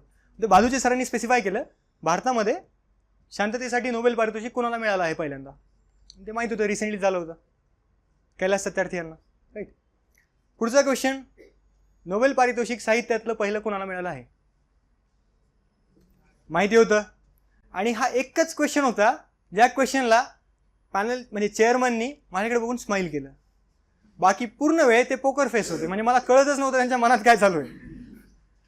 ह्या क्वेश्चनचं आन्सर मी जे दिलं ते सांगितलं की सर, श्री रवींद्रनाथ टागोर यांना गीतांजली ह्या पुस्तकासाठी 1913 भारतातील तसेच आशिया खंडातील पहिले नोबेल साहित्याचे पारितोषिक मिळाले. आणि त्या एका याच्यावर त्यांनी थोडीशी स्माईल केली. कारण मला असं वाटतं की मी जर ते 1913 सांगितलं नसतं ना, तो पुढचा क्वेश्चन तोच होता की कधी मिळालं. त्यानंतर सुद्धा मला त्यांनी असं विचारलं की ई गव्हर्नन्स काय आहे. हा थोडासा वेल प्रिपेअर्ड क्वेश्चन होता आणि एक्सपेक्टेड होता की ENTC मध्ये तुमचं इंजिनिअरिंग झालंय तर डिजिटल इंडिया किंवा e governance, m governance, cashless अशा गोष्टीबद्दल तुम्हाला क्वेश्चन येऊ शकतात. ते प्रिपेअर्ड होतं. ई गव्हर्नन्स काय सांगितलं, मग त्याचे युजेस काय काय आहेत ते पण सेक्शन वाईज प्रिपेअर्ड होते की एज्युकेशनमध्ये काय फायदा होऊ शकतो, हेल्थमध्ये काय होऊ शकतो, गव्हर्नन्स चांगलं करण्यासाठी काय फायदा होऊ शकतो किंवा त्यासाठी कुठले टूल्स आहेत, माय गव्हर्नमेंट असेल, आपले सरकार असेल, तर अशा सगळ्या गोष्टी वेल प्रिपेअर्ड होत्या, ते सांगितलं. त्यानंतर त्यातच अजून डीपमध्ये जाऊन मला विचारलं की ई गव्हर्नन्सचा ग्रामीण क्षेत्रात काय फायदा होऊ शकतो. हे सुद्धा लॉजिकली आन्सर करणं एवढं अवघड नाही आहे. आता ह्या सगळ्या सेक्टरमध्ये जो फायदा होतोय, एज्युकेशन असेल, हेल्थ असेल, तो फायदा शहरी भागात पण होणार, ग्रामीण भागात पण होणार. ठीक आहे, डिजिटल डिवाइड आहे रुरल आणि अर्बन, पण फायदा तर होणारच आहे. आणि त्यासाठी आपण आता आला आहे PM दिशा कार्यक्रम, पण डिजिटल इंडियाचा एक फोकस हा पण होता जेव्हा ई क्रांती 2.0 आलं तेव्हा की 2.5 लाख ग्रामपंचायती कनेक्ट करणे, नॅशनल ऑप्टिकल फायबर नेटवर्क किंवा भारत नेट म्हणतात त्याला, तर त्यात फोकस हाच होता. त्यामुळे ग्रामीण भागात सुद्धा हा फायदा होणारच होता. तसंच मला एक ॲप आठवलं, ते मोबाईल डिरेक्टरी नावाचं बहुतेक ॲप आहे. त्यातून आशा वर्कर्स जे आहेत त्यांना एक्झॅक्टली काम कसं करायचं आहे ह्याचे गायडन्स व्हिडिओज दाखवण्यात येतात. मग ते सुद्धा मी सांगितलं आणि म्हटलं की ग्रामीण भागात ह्या सुद्धा गोष्टींनी ई गव्हर्नन्सचा फायदा होऊ शकतो. नेक्स्ट क्वेश्चन होता ईज ऑफ डुईंग बिझनेस काय आहे. ठीक आहे, हे पण प्रिपेअर्ड होतं आणि अशा गोष्टी प्रिपेअर्ड असायलाच पाहिजेत.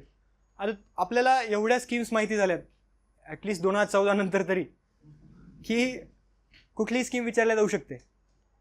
आणि मग स्मार्ट सिटीज असेल किंवा स्वच्छ भारत मिशन असेल, skill India, standup India, startup India, digital India, बरेचसे इंडिया झाले, तर ह्या ज्या स्कीम्स आहेत कुठली पण विचारली ना तर आपल्याला 2 किंवा 3 वाक्यात सांगता आली पाहिजे की त्याची एक्झॅक्ट थीम काय आहे. आपल्याला माहिती आहे ती स्कीम काय, पण 2 किंवा 3 वाक्यात सांगणं हे थोडंसं अवघड असतं. आणि जर तिथं आपण स्पेसिफिक आन्सर नाही दिलं तर मग पेपर वाचणारे बाकीचे लोक आणि स्पर्धा परीक्षेची तयारी करणारा एखादा ॲस्पिरंट विद्यार्थी ह्यात काही फरक उरत नाही. कारण ह्या गोष्टी सगळ्यांना माहिती आहेत, प्रत्येकजण ऐकून डिजिटल इंडियाबद्दल किंवा स्मार्ट सिटीजबद्दल. त्यामुळे आपण स्पेसिफिक 2-3 वाक्यात उत्तर देणं एक्सपेक्टेड आहे. मग तसं ई गव्हर्नन्स असेल किंवा ईज ऑफ डुईंग बिझनेस असेल, ह्याचं मी आणि सगळ्या स्कीमचं 2-2, 3-3 वाक्य त्याची तयार करून ठेवले होते की जर ह्यावर क्वेश्चन आला तर हेच बोलायचं आहे. पाठांतर इथं पण आहे. खूप जण सांगतात करू नका. ठीक आहे, पाठ नका करू, बट ॲटलिस्ट थीम लक्षात ठेवा की आपल्याला काय बोलायचं आहे. इरिलेव्हंट बोलण्यापेक्षा थोडंसं लक्षात ठेवून आन्सर केलेलं कधीही बेटर आहे. कारण इरिलेव्हंट जर बोललो, त्यात आपल्या बोलण्यात जर प्रायोरिटीज नसली तर मग ऐकणाऱ्याला सुद्धा वाटतं की नेमकं काय चालू आहे. किंवा जर विचारलं की स्वच्छ भारत मिशन बद्दल तुम्हाला काय माहिती आहे, किंवा स्वच्छ भारत मिशन काय आहे, नेमकं कशासाठी सुरू केलं आहे, भारत स्वच्छ करण्यासाठी. ठीक आहे, त्याच्या नावातच आहे. टार्गेट हेच ना, त्याचे काहीतरी टार्गेट्स आहेत. ते टार्गेटसुद्धा जर आपण सांगितले, विशेषतः मॅडमचं जर पॅनल आलं, ज्या पॅनलविषयी लोक थोडेसे घाबरून आहेत, त्यांचं जर पॅनल आलं ना आणि त्यांना जर आपण हे आकडे जर सांगितले की 2 ऑक्टोबर 2019 पर्यंत भारत ओपन डिफिकेशन फ्री करायचा आहे, शी विल लव्ह इट. अजून काय पाहिजे आपल्याला. त्यांना जेवढं आवडेल तेवढा आपला फायदा. आणि हे तर सगळ्याच फेजमध्ये असलं पाहिजे. आपण फक्त मार्क्समध्ये असलं पाहिजे. मार्क्सशिवाय आपल्याला कुठल्याही गोष्टीशी घेणे देणं नाही. त्यामुळे जर कुठल्या गोष्टीतून मार्क्स मिळत आहेत तर तसं प्रिपेअर करणं काही वावगं नाही. त्यामुळे हे आकडेसुद्धा थोडेसे लक्षात ठेवायचे. आणि आपण मेन्समध्ये बऱ्यापैकी केलेलं असतं प्रिपेअर. आपल्याला फक्त काय करायचं आहे, बेस्ट 2 किंवा 3 पॉईंट किंवा हार्डली 4 पॉईंट्स त्या स्कीमबद्दल काढून ठेवायचे. जर मला विचारलं तर मी हेच सांगणार. ह्यानंतर मला विचारण्यात आलं की, कारण ईज ऑफ डुईंग बिझनेसमध्ये मी त्यात ज्या ज्या सुधारणा करण्यात आल्या त्यासुद्धा सांगितल्या होत्या की लेबर रिफॉर्म झाले आहेत, फॅक्टरी रिफॉर्म झाले आहेत, प्लस जे सेल्फ ॲसेस काय म्हणतात त्याला सर्टिफिकेशन ते झालं आहे, एकल खिडकी योजना म्हणजे सिंगल विंडो पॉलिसी झाली आहे, ई-बीज पोर्टल आलं आहे. ह्या सगळ्या गोष्टी मी सांगितल्या. मग मला विचारलं की एवढं जर सगळं भारी झालेलं आहे आणि तुम्ही इंजिनिअरिंग केलं आहे, तुम्ही एखादा स्टार्टअप का नाही सुरू केला. आपण एक्सपेक्ट करत नाही असा क्वेश्चन. कारण आणि इव्हन मॉकमध्ये सुद्धा असा क्वेश्चन येणं थोडंसं अवघडच असतं. बट त्याला त्यावेळी टॅकल करायचं एकच आहे की सर, इंजिनिअरिंग फायनल इयरपासून मी ठरवलेलं होतं की मला स्पर्धा परीक्षांचीच तयारी करायची आहे. ठीक आहे, आणि प्रशासनात यायचं आहे. फॉर्च्युनेटली त्यांनी पुढे क्वेश्चन नाही विचारला तुम्हाला प्रशासनात का यायचं आहे. कारण ह्या प्रश्न एवढा घासलेला आणि घासून घासून बोथट झालेला दुसरा कुठलाही प्रश्न नाही.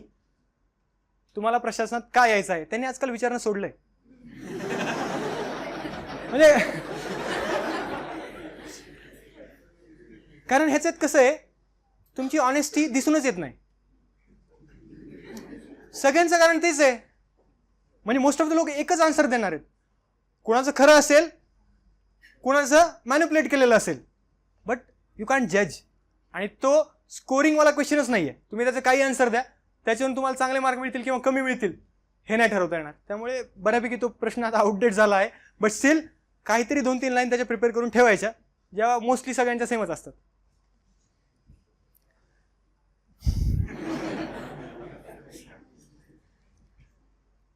त्यानंतर चेअरपर्सननी मला अजून क्वेश्चन विचारला.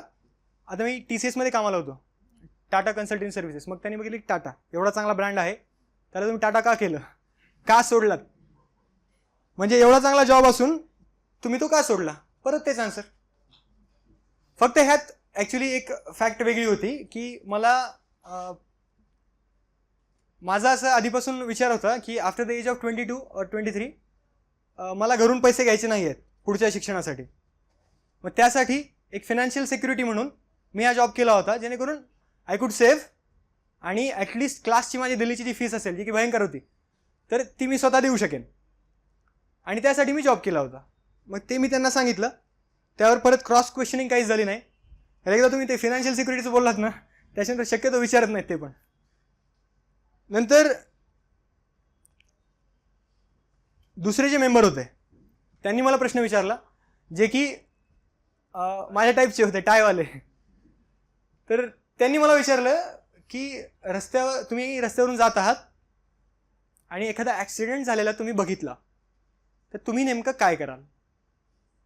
आणि काइंड ऑफ अशाच टाईपची एक केस स्टडी आत्ता UPSCच्या एथिक्सच्या पेपरमध्ये विचारण्यात आली होती की तुमचा UPSCचा इंटरव्ह्यू आहे आणि जाताना तुम्ही बघितलं की रस्त्यात ॲक्सिडेंट झालेला आहे, तुम्ही काय कराल. माझं एवढं कॉम्प्लेक्स नव्हतं, त्यांनी खूपच सिम्पल विचारलं. कोणीही सांगा तुमच्यापैकी एक जण, काय असेल आपला कोर्स ऑफ ॲक्शन. एक जण प्लीज. बसून सांगितलं तरी चालेल. Okay okay. अजून. प्रत्येक गाडीमध्ये फर्स्ट एड किट कंपल्सरी झाले आता. Very good. First aid kit काढून त्याला फर्स्ट एड देणार आणि सायमल्टेनियसली पोलिसांना आणि ॲम्ब्युलन्सला फोन करणार. Okay, very good. ह्यामध्ये फक्त एक ॲझम्पशन आहे, आपल्याला माहिती आहे फर्स्ट एड कसं द्यायचं. पण व्हेरी गुड. अजून. ते व्यक्तीला किती लागले बघायचं आधी. खूप महत्वाचं आहे. ह्यांनी सांगितलं की त्या व्यक्तीला किती लागले हे बघायचं आधी. तो व्यक्ती स्वतः गाडी ड्राईव्ह करून जाऊ शकेल हॉस्पिटलला, तर मी तिथं थांबून त्याला मदत करण्यात काय पॉईंट आहे. Very good. अजून.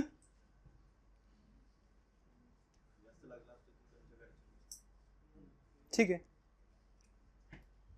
ह्या सेक्शनमधून तुम्ही काहीच करणार नाही.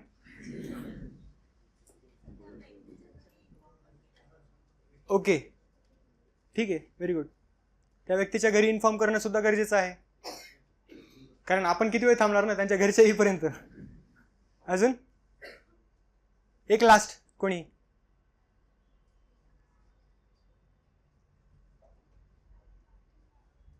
काहीतरी करायला लागेल. सुजाण नागरिक म्हणून आपल्याला काहीतरी करायला लागेल, आणि ॲज अन ॲडमिनिस्ट्रेटर म्हणून सुद्धा. हां प्लीज.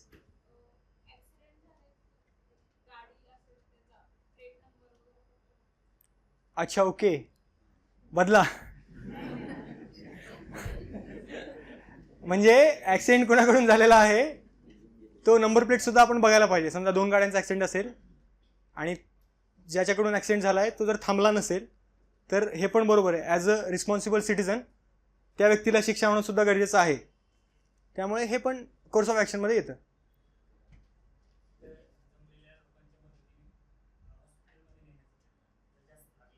Okay, very good. हे मी पण सांगितलं होतं माझ्या आन्सरमध्ये की तिथे जे पासर्स बाय असतील किंवा आसपास जाणारे जे लोक असतील, आता ॲक्सिडेंट झाला आहे त्यात खूप गोष्टी आहेत. एका व्यक्तीचा झाला आहे, खूप जास्त व्यक्तींचा झाला आहे, मी पायी जातोय का माझ्याकडे व्हेकल आहे, म्हणजे ॲम्ब्युलन्सची गरज आहे का, माझ्याकडे जर 4 व्हीलर असेल तर मीच घेऊन जाईल, आणि व्यक्ती कमी असतील तर, प्लस जास्त व्यक्ती असतील तर मला सगळ्यांची गरज लागेलच. ह्या सगळ्यांचं क्लब करून एक आन्सर द्यायचं असतं, आणि तसंच आन्सर मी दिलं होतं त्यावेळी. म्हणजे ॲम्ब्युलन्स बोलवणे, पोलीस बोलवणे, नंबर प्लेट नोट करणे माझ्याकडनं विसरलं होतं. प्लस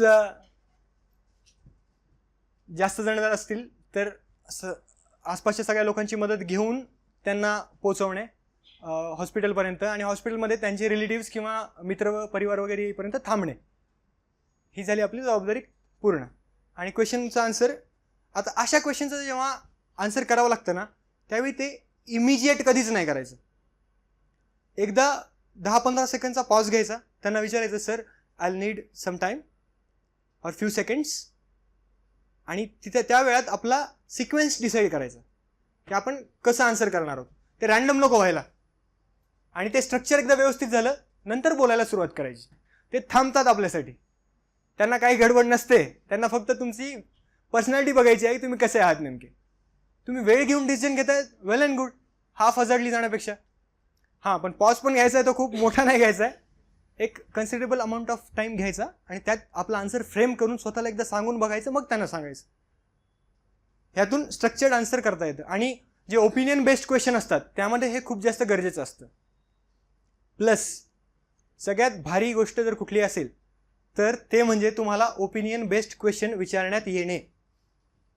त्यांना जेव्हा वाटतं की ह्या व्यक्तीला आपल्याला अजून जास्त थोडंसं जाणून घेण्याची गरज आहे किंवा हा एक प्रोबेबल कॅन्डिडेट असू शकतो, त्यानंतर असे क्वेश्चन येतात. त्यामुळे कुठल्याही इंटरव्ह्यूमध्ये, मग तो MPSC असो, बँकिंग असो, UPSC असो, CAPF असो, कुठलंही असो, त्यात जेव्हा ओपिनियन बेस्ड क्वेश्चन येतात तर तो सगळ्यात चांगला पार्ट आहे इंटरव्ह्यूचा. समजून घ्यायचं की ह्याच्या पुढे आपल्याला फक्त स्ट्राईक रोटेट करायची आहे बस, म्हणजे हिटिंगचं गरज नाही आता. तर ओपिनियन बेस्ड क्वेश्चन त्यांनी विचारला मला, आणि त्यानंतरचा क्वेश्चन जो होता तो सुद्धा ओपिनियन बेस्डच होता. की रस्त्यावर तुम्ही जाताय आणि तुम्ही बघितलं की काही लोक एका मुलीला छेडताय, तुम्ही काय कराल? 2-3 जण प्लीज ओपिनियन. काहीच नाही करणार असं होऊ शकत नाही, काही ना काही ते करावं लागेल. फ्रॉम दिस सेक्शन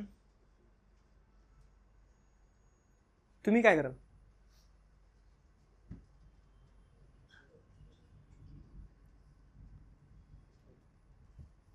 एवढा पॉज चालत नाही.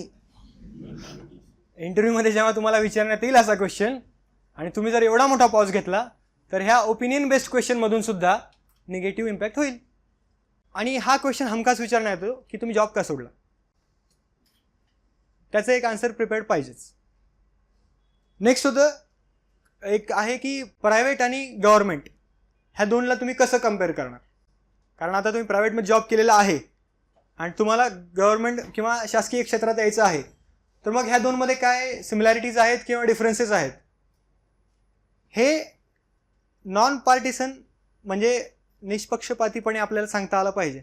असं नाही की प्रायव्हेट सगळं चांगलं आहे आणि गव्हर्नमेंट सगळंच खराब आहे, मग तुम्हाला काय यायचं इकडे, असे क्वेश्चन होऊ शकतात. तर दोन्हीचे प्रोज आणि कॉन्स सांगायचे आणि आपल्या डिसिजनचं लॉजिक सांगायचं, जे की आपल्यापेक्षा भारी कोणालाच माहिती नसतं.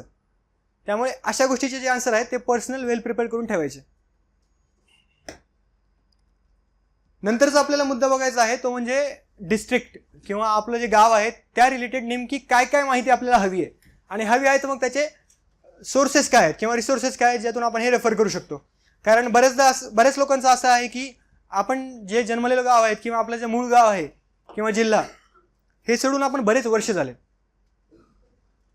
म्हणजे सुरुवातीचे 17-18 वर्ष आपण तिथं असू, पण त्यानंतर ग्रॅज्युएशनसाठी बाहेर पडल्यानंतर आपला तसा संबंध तुटतो किंवा मग आपल्या जिल्ह्याशी रिलेटेड काही घटना असतील त्या आपण एवढ्या रिगरसली फॉलो करत नाहीत. पण इथे एक्सपेक्टेड आहे की तुम्ही जर त्या ठिकाणाहून आला आहात, you should know about it. बघायचं काय काय मग त्यात आपल्याला सगळ्यात महत्त्वाचं आहे की हिस्ट्री, आपल्या जिल्ह्याचा इतिहास हा आपल्याला माहीत असायलाच हवा, तसंच आपल्या गावाचा सुद्धा. मग इतिहास म्हणजे कुठून, तर संस्थान कुठलं होतं आपलं, जसं मराठवाडा असेल तर हैदराबादमध्ये होतो आम्ही, मग हैदराबादमध्ये जर होतो तर हैदराबाद मुक्तीसंग्रामसुद्धा विचारला जाऊ शकतो किंवा मराठवाडा मुक्तीसंग्राम जे म्हणतो विचारलं जाऊ शकतं, त्यात काही वावगं नाही. तसंच प्रत्येक जिल्ह्याचं जे काय असेल त्याची हिस्ट्री आपल्याला माहीत असायला हवी. देन जिओग्राफी, कुठल्या रिव्हर्स आहेत, जर माउंटेन्स असतील किंवा पर्वत पठारं काही असतील ते माहिती पाहिजे, आणि मॉन्सून किंवा रेनफॉल किती होतो ह्या सगळ्या गोष्टीसुद्धा माहीत असायलाच पाहिजेत. मॅडम जर इंटरव्ह्यूला आल्या तर मॅडमचा कल असतो जिल्ह्याचा सेन्सस डेटा विचारणे, सेन्ससचा डेटा विचारणे. मग सेन्ससमध्ये काय फोकस असतो की स्त्री पुरुष प्रमाण किती आहे, म्हणजे सेक्स रेशो किती आहे, चाइल्ड सेक्स रेशो किती आहे, प्लस मॉर्टॅलिटी रेट वगैरे अशा गोष्टीसुद्धा विचारल्या जातात.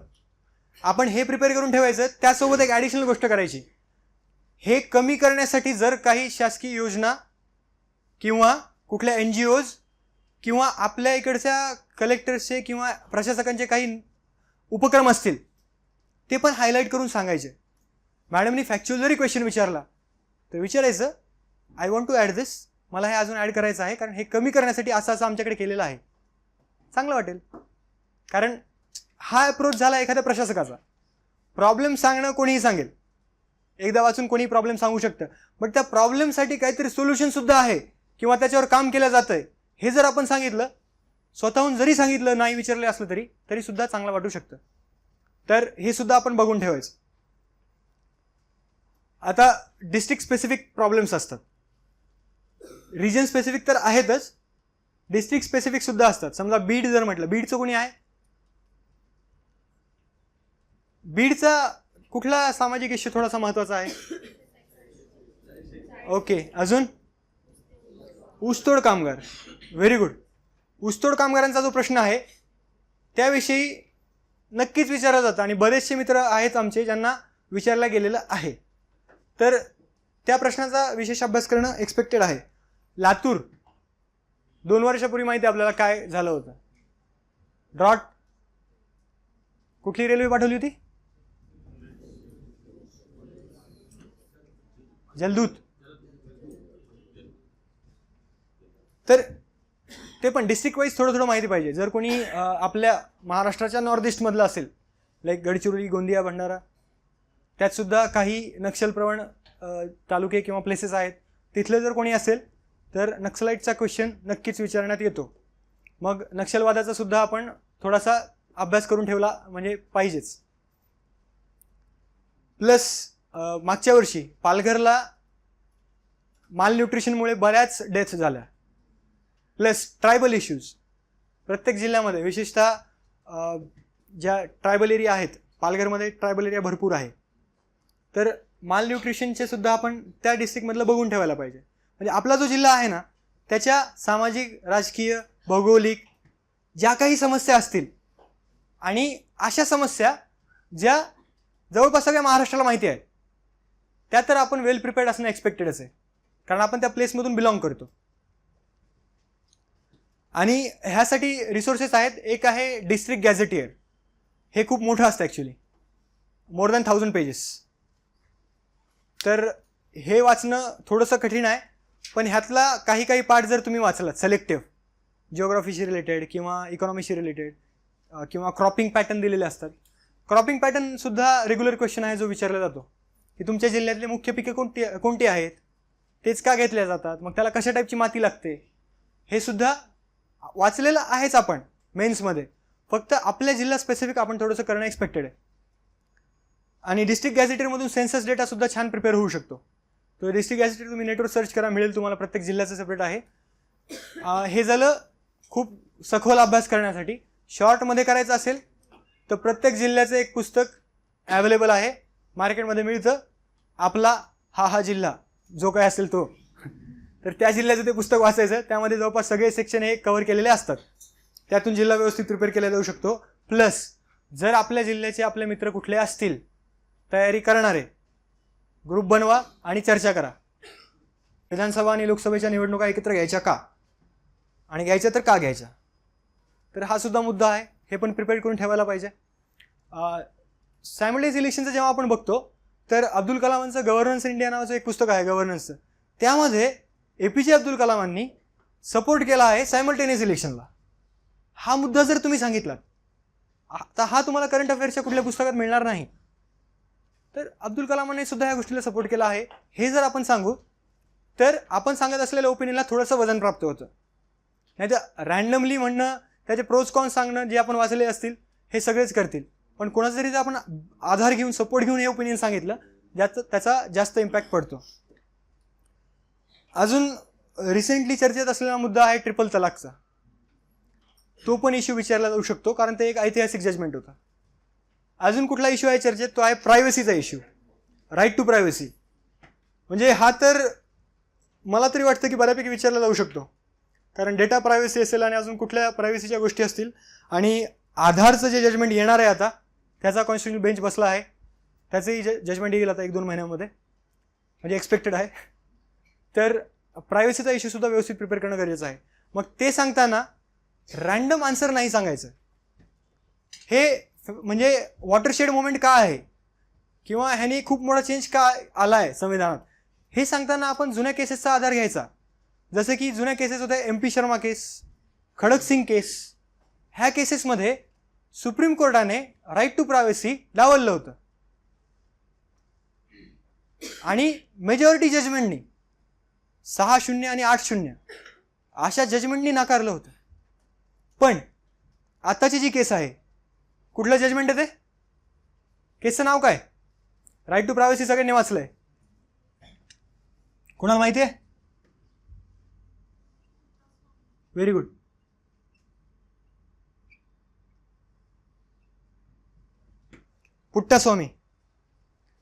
पुट्टास्वामी केस आहे ती, राईट टू प्रायव्हसी, ज्यामध्ये सुप्रीम कोर्टाच्या कॉन्स्टिट्युशनल बेंचनी 9-0 ह्या मेजॉरिटीनी जजमेंट डिलिव्हर केलं आहे. आणि हे संविधानाच्या दृष्टीने महत्त्वाचं आहे, तसंच न्यायव्यवस्थेच्या दृष्टीने सुद्धा खूप महत्त्वाचं आहे. कारण ह्यातून फक्त संवैधानिक सुधारणा होत नाही आहे, न्यायव्यवस्थेने सेल्फ रेक्टिफाय केलं आहे स्वतःला, म्हणजे स्वतःची चूक मान्य करून त्यात बदल घडवून आणला आहे. म्हणून हे पण आपण जर हा अँगल सुद्धा सांगितला की ज्युडिशियरी हॅज सेल्फ इम्प्रोवाइज्ड किंवा self rectified the earlier decisions, तर हा सुद्धा इम्पॅक्ट चांगला पडतो. राईट टू प्रायव्हसीचे प्रोज कॉन्स कुठेही तुम्हाला वाचायला मिळतील. त्याचे केसेस सांगून जर तुम्ही आन्सर करताय तर त्याला थोडंसं वजन प्राप्त होतं आणि हे सगळ्या पॉलिटीच्या इश्यूजला लागू होतं. एक जुना मुद्दा आहे पण ट्रिपल तलाकमुळे मे बी विचारला जाऊ शकतो, युनिफॉर्म सिव्हिल कोड, समान नागरी कायदा, आर्टिकल 44, त्यावर पण येऊ शकतो. पण एक फॉर्म करून ठेवायचं, कारण की आपली जी रुलिंग पार्टी आहे त्यांच्या जाहीरनाम्यामध्ये किंवा मॅनिफेस्टोमध्ये, त्यांच्या तत्वप्रणालीमध्ये हे एक आहे, ते म्हणजे समान नागरी कायदा.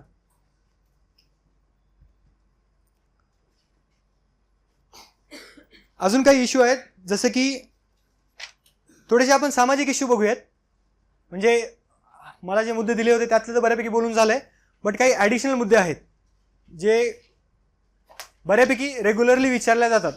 आता रिसेंटली ॲग्रिकल्चर लोन वेवर झालं आहे, फार्म लोन वेवर, त्यातून ॲग्रिकल्चर डिस्ट्रेसवर क्वेश्चन येऊ शकतो, किंवा मराठवाडा आणि विदर्भातल्या म्हणजे भागातलं जर कोणी असेल तर शेतकऱ्यांच्या आत्महत्येवर सुद्धा क्वेश्चन येऊ शकतो. कारण महाराष्ट्रात, विशेषतः महाराष्ट्र, तेलंगणा, तमिळनाडू, कर्नाटका ह्या सगळ्या राज्यांमध्ये शेतकऱ्यांच्या आत्महत्या हा खूप मोठा इश्यू आहे. आणि महाराष्ट्रात सुद्धा स्पेसिफिकली मराठवाडा आणि विदर्भ रिजन. त्यामुळे शेतकऱ्यांच्या आत्महत्यावर जेव्हा क्वेश्चन येतो तो व्यवस्थित टॅकल करता आला पाहिजे आपल्याला. त्यावर आपण थोडंसं 5-6 मिनिटं चर्चा करूयात. आणि चर्चा करूयात, मी सांगणार नाही आहे, सगळ्यांनी इश्यू वाचलेला आहे. तर व्हॉट आर द रिझन्स, कारणं काय ज्यामुळे शेतकऱ्यांच्या आत्महत्या होत आहेत? Very good. नंबर 1 कर्जबाजारीपणा. 2 sorry just a minute. Okay, fragmentation of farm land म्हणजे शेतीचे तुकडीकरण. बरोबर. क्रॉपिंग पॅटर्न सुद्धा एक खूप महत्त्वाचा इश्यू आहे, सगळ्यांनाच ऊस लावायचा आहे. ठीक आहे. Next, market price of agriculture. Very good. Correct. Sorry, NPAs ठीक आहे, एवढं डायरेक्टली रिलेटेड नाही आहे. It is a part, but एवढं डायरेक्टली रिलेटेड नाही आहे. बट छान वाटलं मागून आवाज आला. थँक्स. लास्ट बेंचेस बोलताना भारी वाटतं. नेक्स्ट. ठीक आहे. हां, क्रॉपिंग पॅटर्न म्हणजे क्रॉप डायव्हर्सिफिकेशन नाही झालंय, कारण क्रॉपिंग पॅटर्न आपला हा मोनोकल्चरकडे जातो. We don't diversify. हां, सांगितलं सर.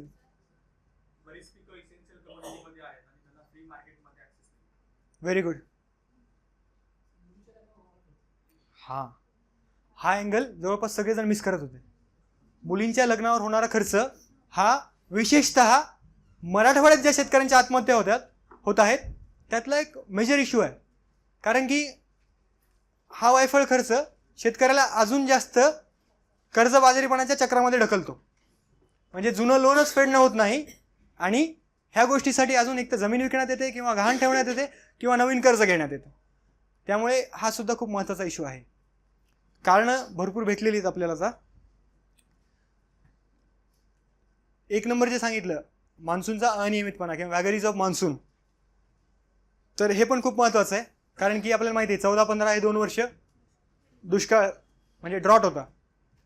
त्यामुळे अजून जास्त त्याचा इम्पॅक्ट वाढला. प्रॉब्लेम ऑलरेडी होता, तो अजून जास्त मोठा झाला. क्रॉप फेल्युअर हे एक महत्त्वाचं कारण आहे.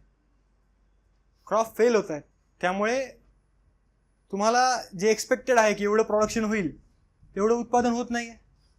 प्लस मार्केटचे इश्यू आहेत. म्हणजे जेव्हा आपण हा इश्यू बघतोय ना त्याला फॉरवर्ड लिंकेजेस आणि बॅकवर्ड लिंकेजेस म्हणजे शेतीला जे इनपुट्स लागत आहेत त्यामधले प्रॉब्लेम्स, सिंचन सांगितलं आपण, अजून मॉन्सून, ह्या सगळ्या गोष्टी आणि फॉरवर्ड लिंकेजेस. फॉरवर्ड लिंकेजेस म्हणजे काय, उत्पादन झाल्यानंतर त्याचं करायचं काय.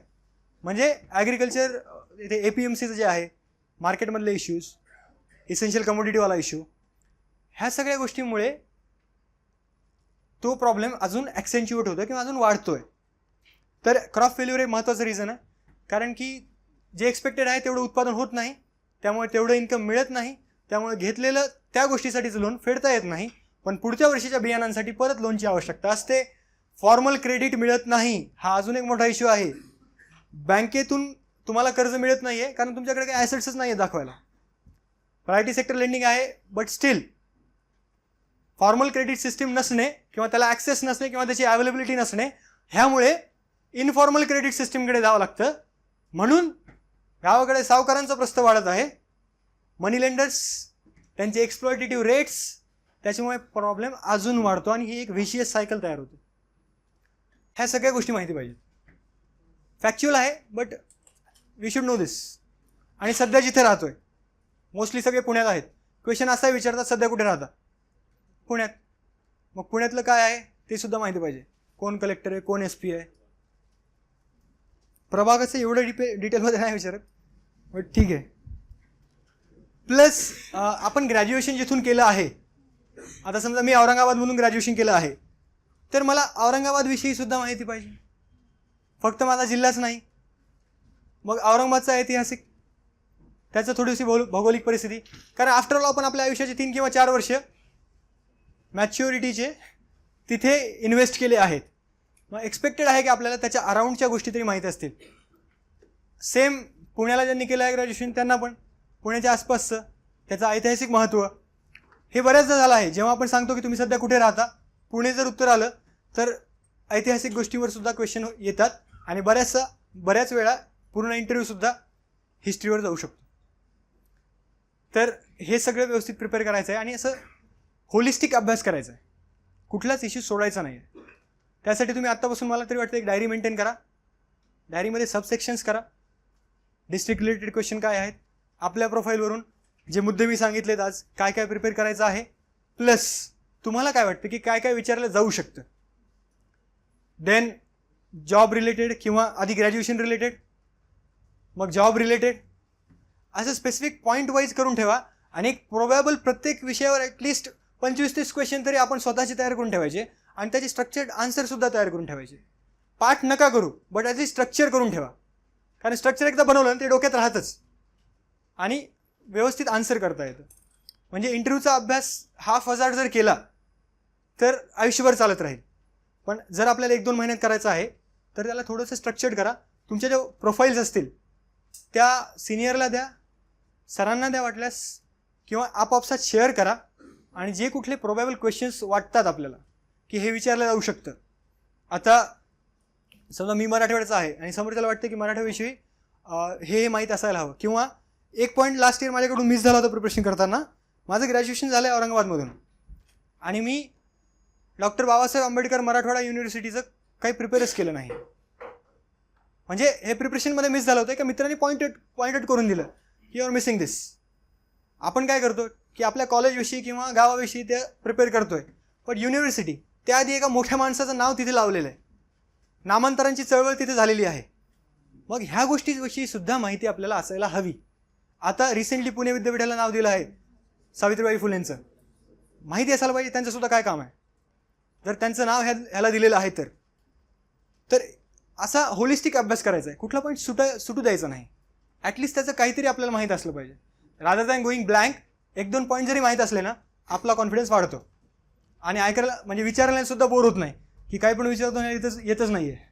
फॅक्च्युअल क्वेश्चनला ठीक आहे नाही आलं तर आपण सॉरी म्हणू शकतो. सॉरी म्हणायच्या पद्धती खूप महत्त्वाचं आहे. म्हणजे माझं असं झालं की मला सलग पहिले 4-5 क्वेश्चन म्हणजे नीट आन्सर करता आले नाही आणि मला सॉरी म्हणावं लागलं. तर पहिल्यांदा सॉरी सर, नंतर sorry sir I do not know this, sorry sir माझं हे वाचायचं राहिलं आहे, आणि सॉरी सर मी आता वाचणारच आहे. असं काहीतरी ह्यात फरक करून सॉरी म्हणा. सेम सॉरी सर ऐकायला बोर होतो खूप. थोडंसं त्यात डायव्हर्सिटी आणा. आणि बाकी सगळ्या गोष्टी फिजिकल ॲट्रिब्यूट्स वगैरे ते तर आपण बोललोच आहेत. बोलण्याची प्रॅक्टिस त्यावर पण बोललो आहात. फॉर्मल्स सवय लावा, गरजेचं आहे. कम्फर्टेबल जेवढं फील कराल तेवढं बेटर आहे. कारण कंटेंट तुमचा चेक करून झालेला आहे, टेस्ट करून झालेला आहे मेन्समध्ये. म्हणजे मेन्स पास करून येणाऱ्या प्रत्येक विद्यार्थ्याकडे चिक्कार डेटा आहे. पण आता महत्त्व कशाला आहे? इंटेंटला. How you present the content that you have, हे जास्त महत्त्वाचं आहे. त्यामुळे चांगल्या इंटेंटनी आणि आपण जर सकारात्मक जर गेलो समोर तर कधीही समोरच्याला आवडतं. जिमिंग, एक्सरसाइज, फिजिकल एक्सरसाइज करत नसाल तर स्टार्ट करा. कारण काही जरी झालं तर ते रिफ्लेक्ट करतं. ती पॉझिटिव्हिटी दिवसभर राहते आपल्यात. त्यामुळे एक्झॉस्टिव्ह जिमिंग नाही म्हणते मी, काय आपल्याला बॉडी बिल्डिंग करायची नाही आहे, बट एक मिनिमम बेसिक फिटनेस राहील एवढंच. एवढं जरी केलं तर आपला कॉन्फिडन्स स्वतःचा वाढतो आपोआप. त्यामुळे हे सुद्धा आत्तापासून कंटिन्यू ठेवा. कंटेंटच्या गोष्टी तुम्हाला सगळेच सांगतील, पण ह्या बाकीच्या गोष्टी जास्त महत्त्वाच्या आहेत. कारण कंटेंटची एक्झामच नाही आता ही. तुम्ही सॉरी किती छान म्हणता, किती ऑनेस्टली म्हणता, किती हंबल म्हणता, ह्यावरून सुद्धा तुमचं व्यक्तिमत्व जज होतं. कारण की तुम्ही जर खरंच मनातून नम्र नसाल तर ते सॉरी चेहऱ्यावर नम्रपणे आणणं खूपच कठीण आहे. त्यामुळे त्याची प्रॅक्टिस करा खरंच.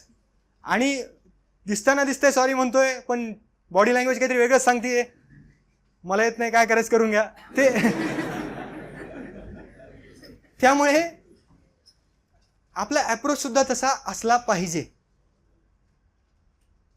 ह्या सगळ्या गोष्टींवर थोडंसं काम करा. बाकी कंटेंट सगळेच बिल्ड करतील, नो डाऊट अबाउट इट. फक्त आपल्या परिसरात ज्या काही घटना घडत आहेत, जिथे राहताय सध्या, जिथले तुम्ही आहात, जिथं ग्रॅज्युएशन केलं आहे, ते सगळं व्यवस्थित प्रिपेअर करा. रिसेंटली चर्चेत असलेल्या गोष्टी जसं डिमॉनिटायझेशन असेल, लास्ट टाईम पण होतं, आता ते 1 वर्ष झालं आहे, बड्डे झाला आहे फर्स्ट, तर ते पण करू शकता प्रिपेअर.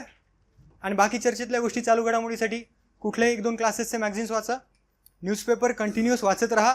त्या दिवशी इंटरव्ह्यूच्या दिवशी सकाळपर्यंत त्या दिवशीचा पेपरसुद्धा वाचून जायचा आहे. कारण यू नेवर नो कुठला पॉईंट कधी स्ट्राईक होईल आणि कधी कामी येईल. आणि बोलण्याची प्रॅक्टिस कंटिन्युअस ठेवा. अजून एक उपाय त्याला आहे, फक्त गटचर्चा करण्याच नाही. काही लोकांना कसं आहे, इव्हन ग्रुपमध्ये बोलायला सुद्धा घाबरतात, पण त्यांना गटचर्चा हा सुद्धा सोल्युशन नाही आहे. त्यांच्यासाठी काय सोल्युशन आहे? कुठल्याही ग्रुपमध्ये जाण्याआधी आरशासमोर उभे राहून आपण जे प्रश्न तयार केलेत त्याचे आन्सर करा. बघा आपण कसे बोलतोय. हा पण तेवढं तरी करा, कारण त्याच्याहून जास्त काय इलाजच नाही आहे. आपल्याकडे फोन्स आहेत चांगले, व्हिडिओ रेकॉर्डिंग करू शकतो. ऑडिओ रेकॉर्डिंग करा की कसा आपला आवाजाचा चढ उतार होतोय, आपण मोनोटोनस आन्सर देतोय का. मोनोटोनस आवाज कुणालाच आवडत नाही. जर ॲग्रिकल्चर म्हणजे फार्मर्स सुसाईडवर क्वेश्चन आहे, शेतकऱ्यांच्या आत्महत्येवर काहीतरी प्रश्न विचारला आहे आणि तुम्ही एकदम मोनोटोनसपणे काहीतरी आन्सर करताय, अपेक्षितच नाही. एवढा सेन्सिटिव्ह इश्यू येतो. त्यामध्ये जर तुमच्या आवाजात ती सेन्सिटिव्हिटी दिसली नाही तर तुम्ही कितीही छान आन्सर सांगा, ते स्ट्राईक होत नाही. आणि आवाजात जर ती सेन्सिटिव्हिटी दिसली तर काही पॉईंट जरी मिसिंग असले ना तरी पण तुमचं इंटेन्शन कळतं समोरच्याला. आणि हे जास्त महत्त्वाचं आहे, कारण 1-to-1 कम्युनिकेशन आहे. तुम्ही गेस नाही करू शकत, गेस करू शकता ॲक्च्युली, बट ॲनालिटिकल क्वेश्चनला किंवा अशा सेन्सिटिव्ह इश्यूला गेसवर्क नसतं.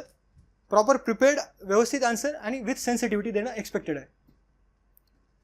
देन कॅशलेसचं सांगून झालं आहे.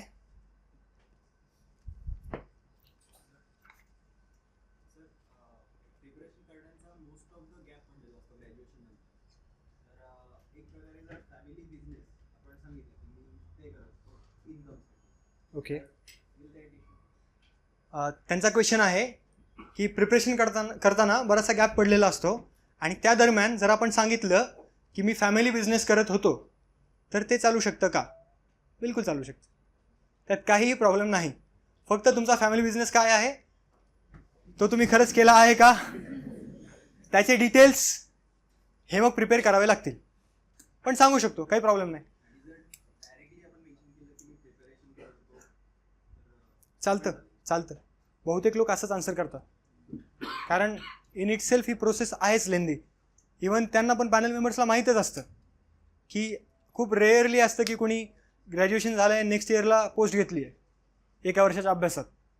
असं शक्यतो होत नाही. त्यांना जाणीव आहे ती की इट टेक्स टाईम. की कित्येकदा तर असं होतं काही लोकांचा 3दा-4दा इंटरव्ह्यू त्याच पॅनलकडे होतो, ओळख होऊन जाते.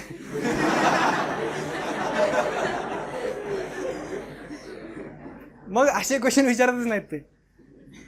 त्यामुळे ह्या गोष्टींचा जास्त ताण घ्यायचा नाही. फक्त काहीतरी आपल्याकडे आन्सर प्रिपेअर्ड पाहिजे की जर समजा 4 वर्षांचा गॅप आहे पदवीपासून, तर मी 4 वर्ष काय केलं, फक्त अभ्यास केला, ठीक आहे. कोणी जर एखाद्या NGOसाठी काम केलं असेल, वेल अँड गुड. कोणी पार्ट टाईम जॉब केला असेल, सांगू शकता. तर ह्या गोष्टीचा जास्त ताण घ्यायचा नाही. काही नसेल केलं, नुसती तयारी जरी केली असेल तरी मी तुमच्या समोर आहे, ही माझी अचिव्हमेंट आहे. बस, मोठी गोष्ट आहे. एवढ्या लाख लोकांमधून तुम्ही म्हणजे 1000-1100 मध्ये पोहोचताय, अचिव्हमेंट आहे. पोस्ट स्किप केलेली असेल म्हणजे कुठली पोस्ट सोडली आहे तुम्ही, ह्याबद्दल मी ॲक्च्युअल शुअर नाही आहे, कारण काही जण सांगतात, काही जण सांगत नाहीत. आणि it depends how you manage it. कारण न सांगून इन केस पुढे जर कुठे कळालं, इट मे हॅम्पर. पण शक्यतो कसं असतं, आपण आपल्या प्रोफाईलवर एक अंडरटेकिंग साईन करून देतो, मी जी काही इन्फॉर्मेशन सांगणार आहे, आणि it applies to interview also. तर ती ट्रू टू माय नॉलेज आहे. आणि जर पुढे जाऊन असं लक्षात आलं, एवढा इम्पॅक्ट होत नाही, पण त्याचा चालू शकतं. पण स्टील मला वाटतं की honesty is the best policy ह्या गोष्टीमध्ये. हे लपू नका. हां, व्हेरी नाईस. हा पॉईंट मिस झाला माझ्याकडून. जर प्रोफाईलवर हॉबी मेन्शन केलेली नाही तर कसं मॅनेज करायचं? किती लोकांनी हॉबीचा कॉलम ब्लँक सोडला आहे?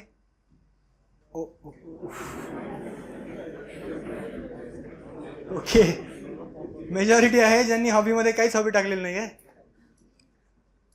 ठीक आहे, जर त्यावर क्वेश्चन आला की तुम्ही हा कॉलम ब्लँक का सोडला, कुठलीच हॉबी का टाकलेली नाही, त्याला एक आन्सर आहे, सर मॅडम मी कुठलीही हॉबी किंवा एखादी ॲक्टिव्हिटी ही कॉन्शियसली परस्यू केलेली नाही, पण मला ही गोष्ट करायला आवडते. मग ती गोष्ट तयार करून ठेवा. म्हणजे इन शॉर्ट तुम्ही हॉबी प्रिपेअर करणारच आहात. तुम्ही कॉलम ब्लँक सोडलाय म्हणून प्रिपरेशन ब्लँक सोडू शकत नाहीत. तुम्हाला एखादी हॉबी तयार करावी लागणार. आणि मला तरी वाटतं की असं अशक्यप्राय आहे की काय आवडतच नाही आपल्याला. काही ना काय आवडतं, सांगण्यासारखं नसू शकतं, बट एखादी तरी गोष्ट असते जी आपल्याला आवडते आणि ती मेन्शन करायला हवी किंवा ॲटलिस्ट ते प्रिपेअर करायला हवं. नसतील तर इवन काही गोष्टींसाठी आर्टिफिशियल हॉबी प्रिपेअर करतात, करायची, कुकिंग टाकायची किंवा गार्डनिंगचं ॲक्च्युली रिस्क आहे. कारण झालं असं होतं की UPSCला एका व्यक्तीने गार्डनिंग हॉबी टाकली होती आणि त्या व्यक्तीला अलका सिरोही मॅडमचं पॅनल आलं. फॉर्ममध्ये बंदेने बोल दिया मला बागकाम म्हणजे गार्डनिंग आवडते. मॅडमनी त्याला इंटरव्ह्यूमधून धौलपूर हाऊसचं जे गार्डन आहे तिथे नेलं. विचारलंय कुठलं झाड आहे, ह्याला काय करावं लागतं. रिस्क आहे. म्हणजे जेव्हा तुम्ही एखादी हॉबी फेकताय त्यावेळेस अशी फेका की पकडल्या नाही गेलं पाहिजे. ठीक आहे. आणि तसं हॉबी प्रिपेअर करता येते, काही प्रॉब्लेम नाही. वाटल्यास तुमच्या फ्रेंड सर्कलमध्ये कोणी हॉबी एखादी प्रिपेअर केली असेल किंवा एखाद्याचा जेन्युइन इंटरेस्ट एखाद्या गोष्टीमध्ये असेल तर त्याकडून तुम्ही लर्न करू शकता आणि ॲटलिस्ट त्याच्या टेक्निकॅलिटीज, करंट इव्हेंट्स काय आहेत हे सगळं तुम्ही करून ठेवू शकता. त्यामुळे हॉबीचं ते महत्त्वाचा प्रश्न विचारलात तुम्ही. थँक्यू.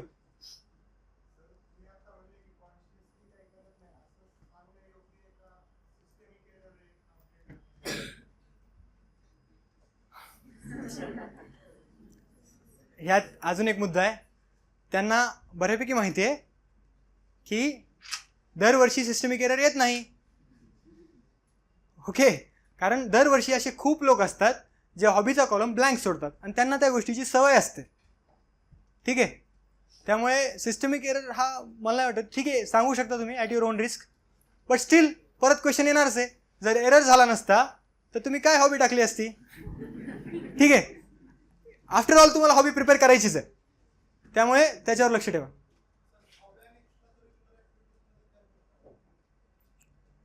एक्स्ट्रा करिक्युलर ॲक्टिव्हिटीजमध्ये कॉलेज लेवलला एक्झाम्पल म्हणून बघू शकता तुम्ही की बरेचसे फंक्शन्स होतात, प्रोग्राम्स होतात, इव्हेंट्स होतात. ते तुम्ही मॅनेज करता किंवा त्यात पार्टिसिपेट करता एरिया ऑफ इंटरेस्ट म्हणून. असं नाही की ती तुमची हॉबी आहे. ठीक आहे. लाईक गॅदरिंगमध्ये तुम्ही कुठल्या ह्याच्यात पार्टिसिपेट केलं, एक्स्ट्रा करिक्युलर ॲक्टिव्हिटीज दिली, म्हणजे करिक्युलम सोडून तुम्ही काहीतरी एक्स्ट्रा केलं आहे, that is extra curricular. That may not be your hobby. Hobby म्हणजे असं आहे की जे तुम्हाला फावल्या वेळेत करायला आवडतं. तुम्हाला वाचन करायला आवडतं तर तुम्हाला जेव्हाही मोकळा वेळ मिळेल तुमची फर्स्ट प्रायोरिटी वाचन असू शकते. Extra curricular activities a bit different. Sorry. हां, व्हेरी गुड. हा प्रश्नसुद्धा विचारला जाऊ शकतो की तुमच्या हॉबीचा प्रशासनात काय फायदा आहे. वाचनाचा तर बिलकुल सांगू शकतो आपण, कारण वाचनाचे फायदे लहानपणीपासून वाचत आलो आहे आपण. म्हणजे अनुभवात सुद्धा आलो आहे, फक्त वाचत नाही आलो. त्यानंतर स्पोर्ट्स, कुठला गेम जर तुम्ही टाकलेला असेल, म्हणजे कॅरम, चेस वगैरे सोडून बरं, म्हणजे फिजिकल ॲक्टिव्हिटीचं इम्पॉर्टन्स सांगायचं तुम्हाला की समजा cricket, badminton, football, hockey, kabaddi, kho kho असा कुठला खेळ तुम्ही जर मेन्शन केला आहे किंवा मेन्शन केला नसेल आणि तुम्हाला सांगण्याची इच्छा असेल तर हे रिझन आपल्याकडे आहे की हा जो माझा छंद आहे किंवा ही जी माझी हॉबी आहे ती मला फिजिकली फिट आणि मेंटली फ्रेश राहण्यासाठी मदत करते, जेणेकरून माझ्या उरलेल्या वेळात मी इफिशियंटली आणि इफेक्टिव्हली काम करू शकतो. आणि प्रशासकाला हेच एक्सपेक्टेड आहे, तुम्ही इफिशियंटली आणि इफेक्टिव्हली काम केलं पाहिजे.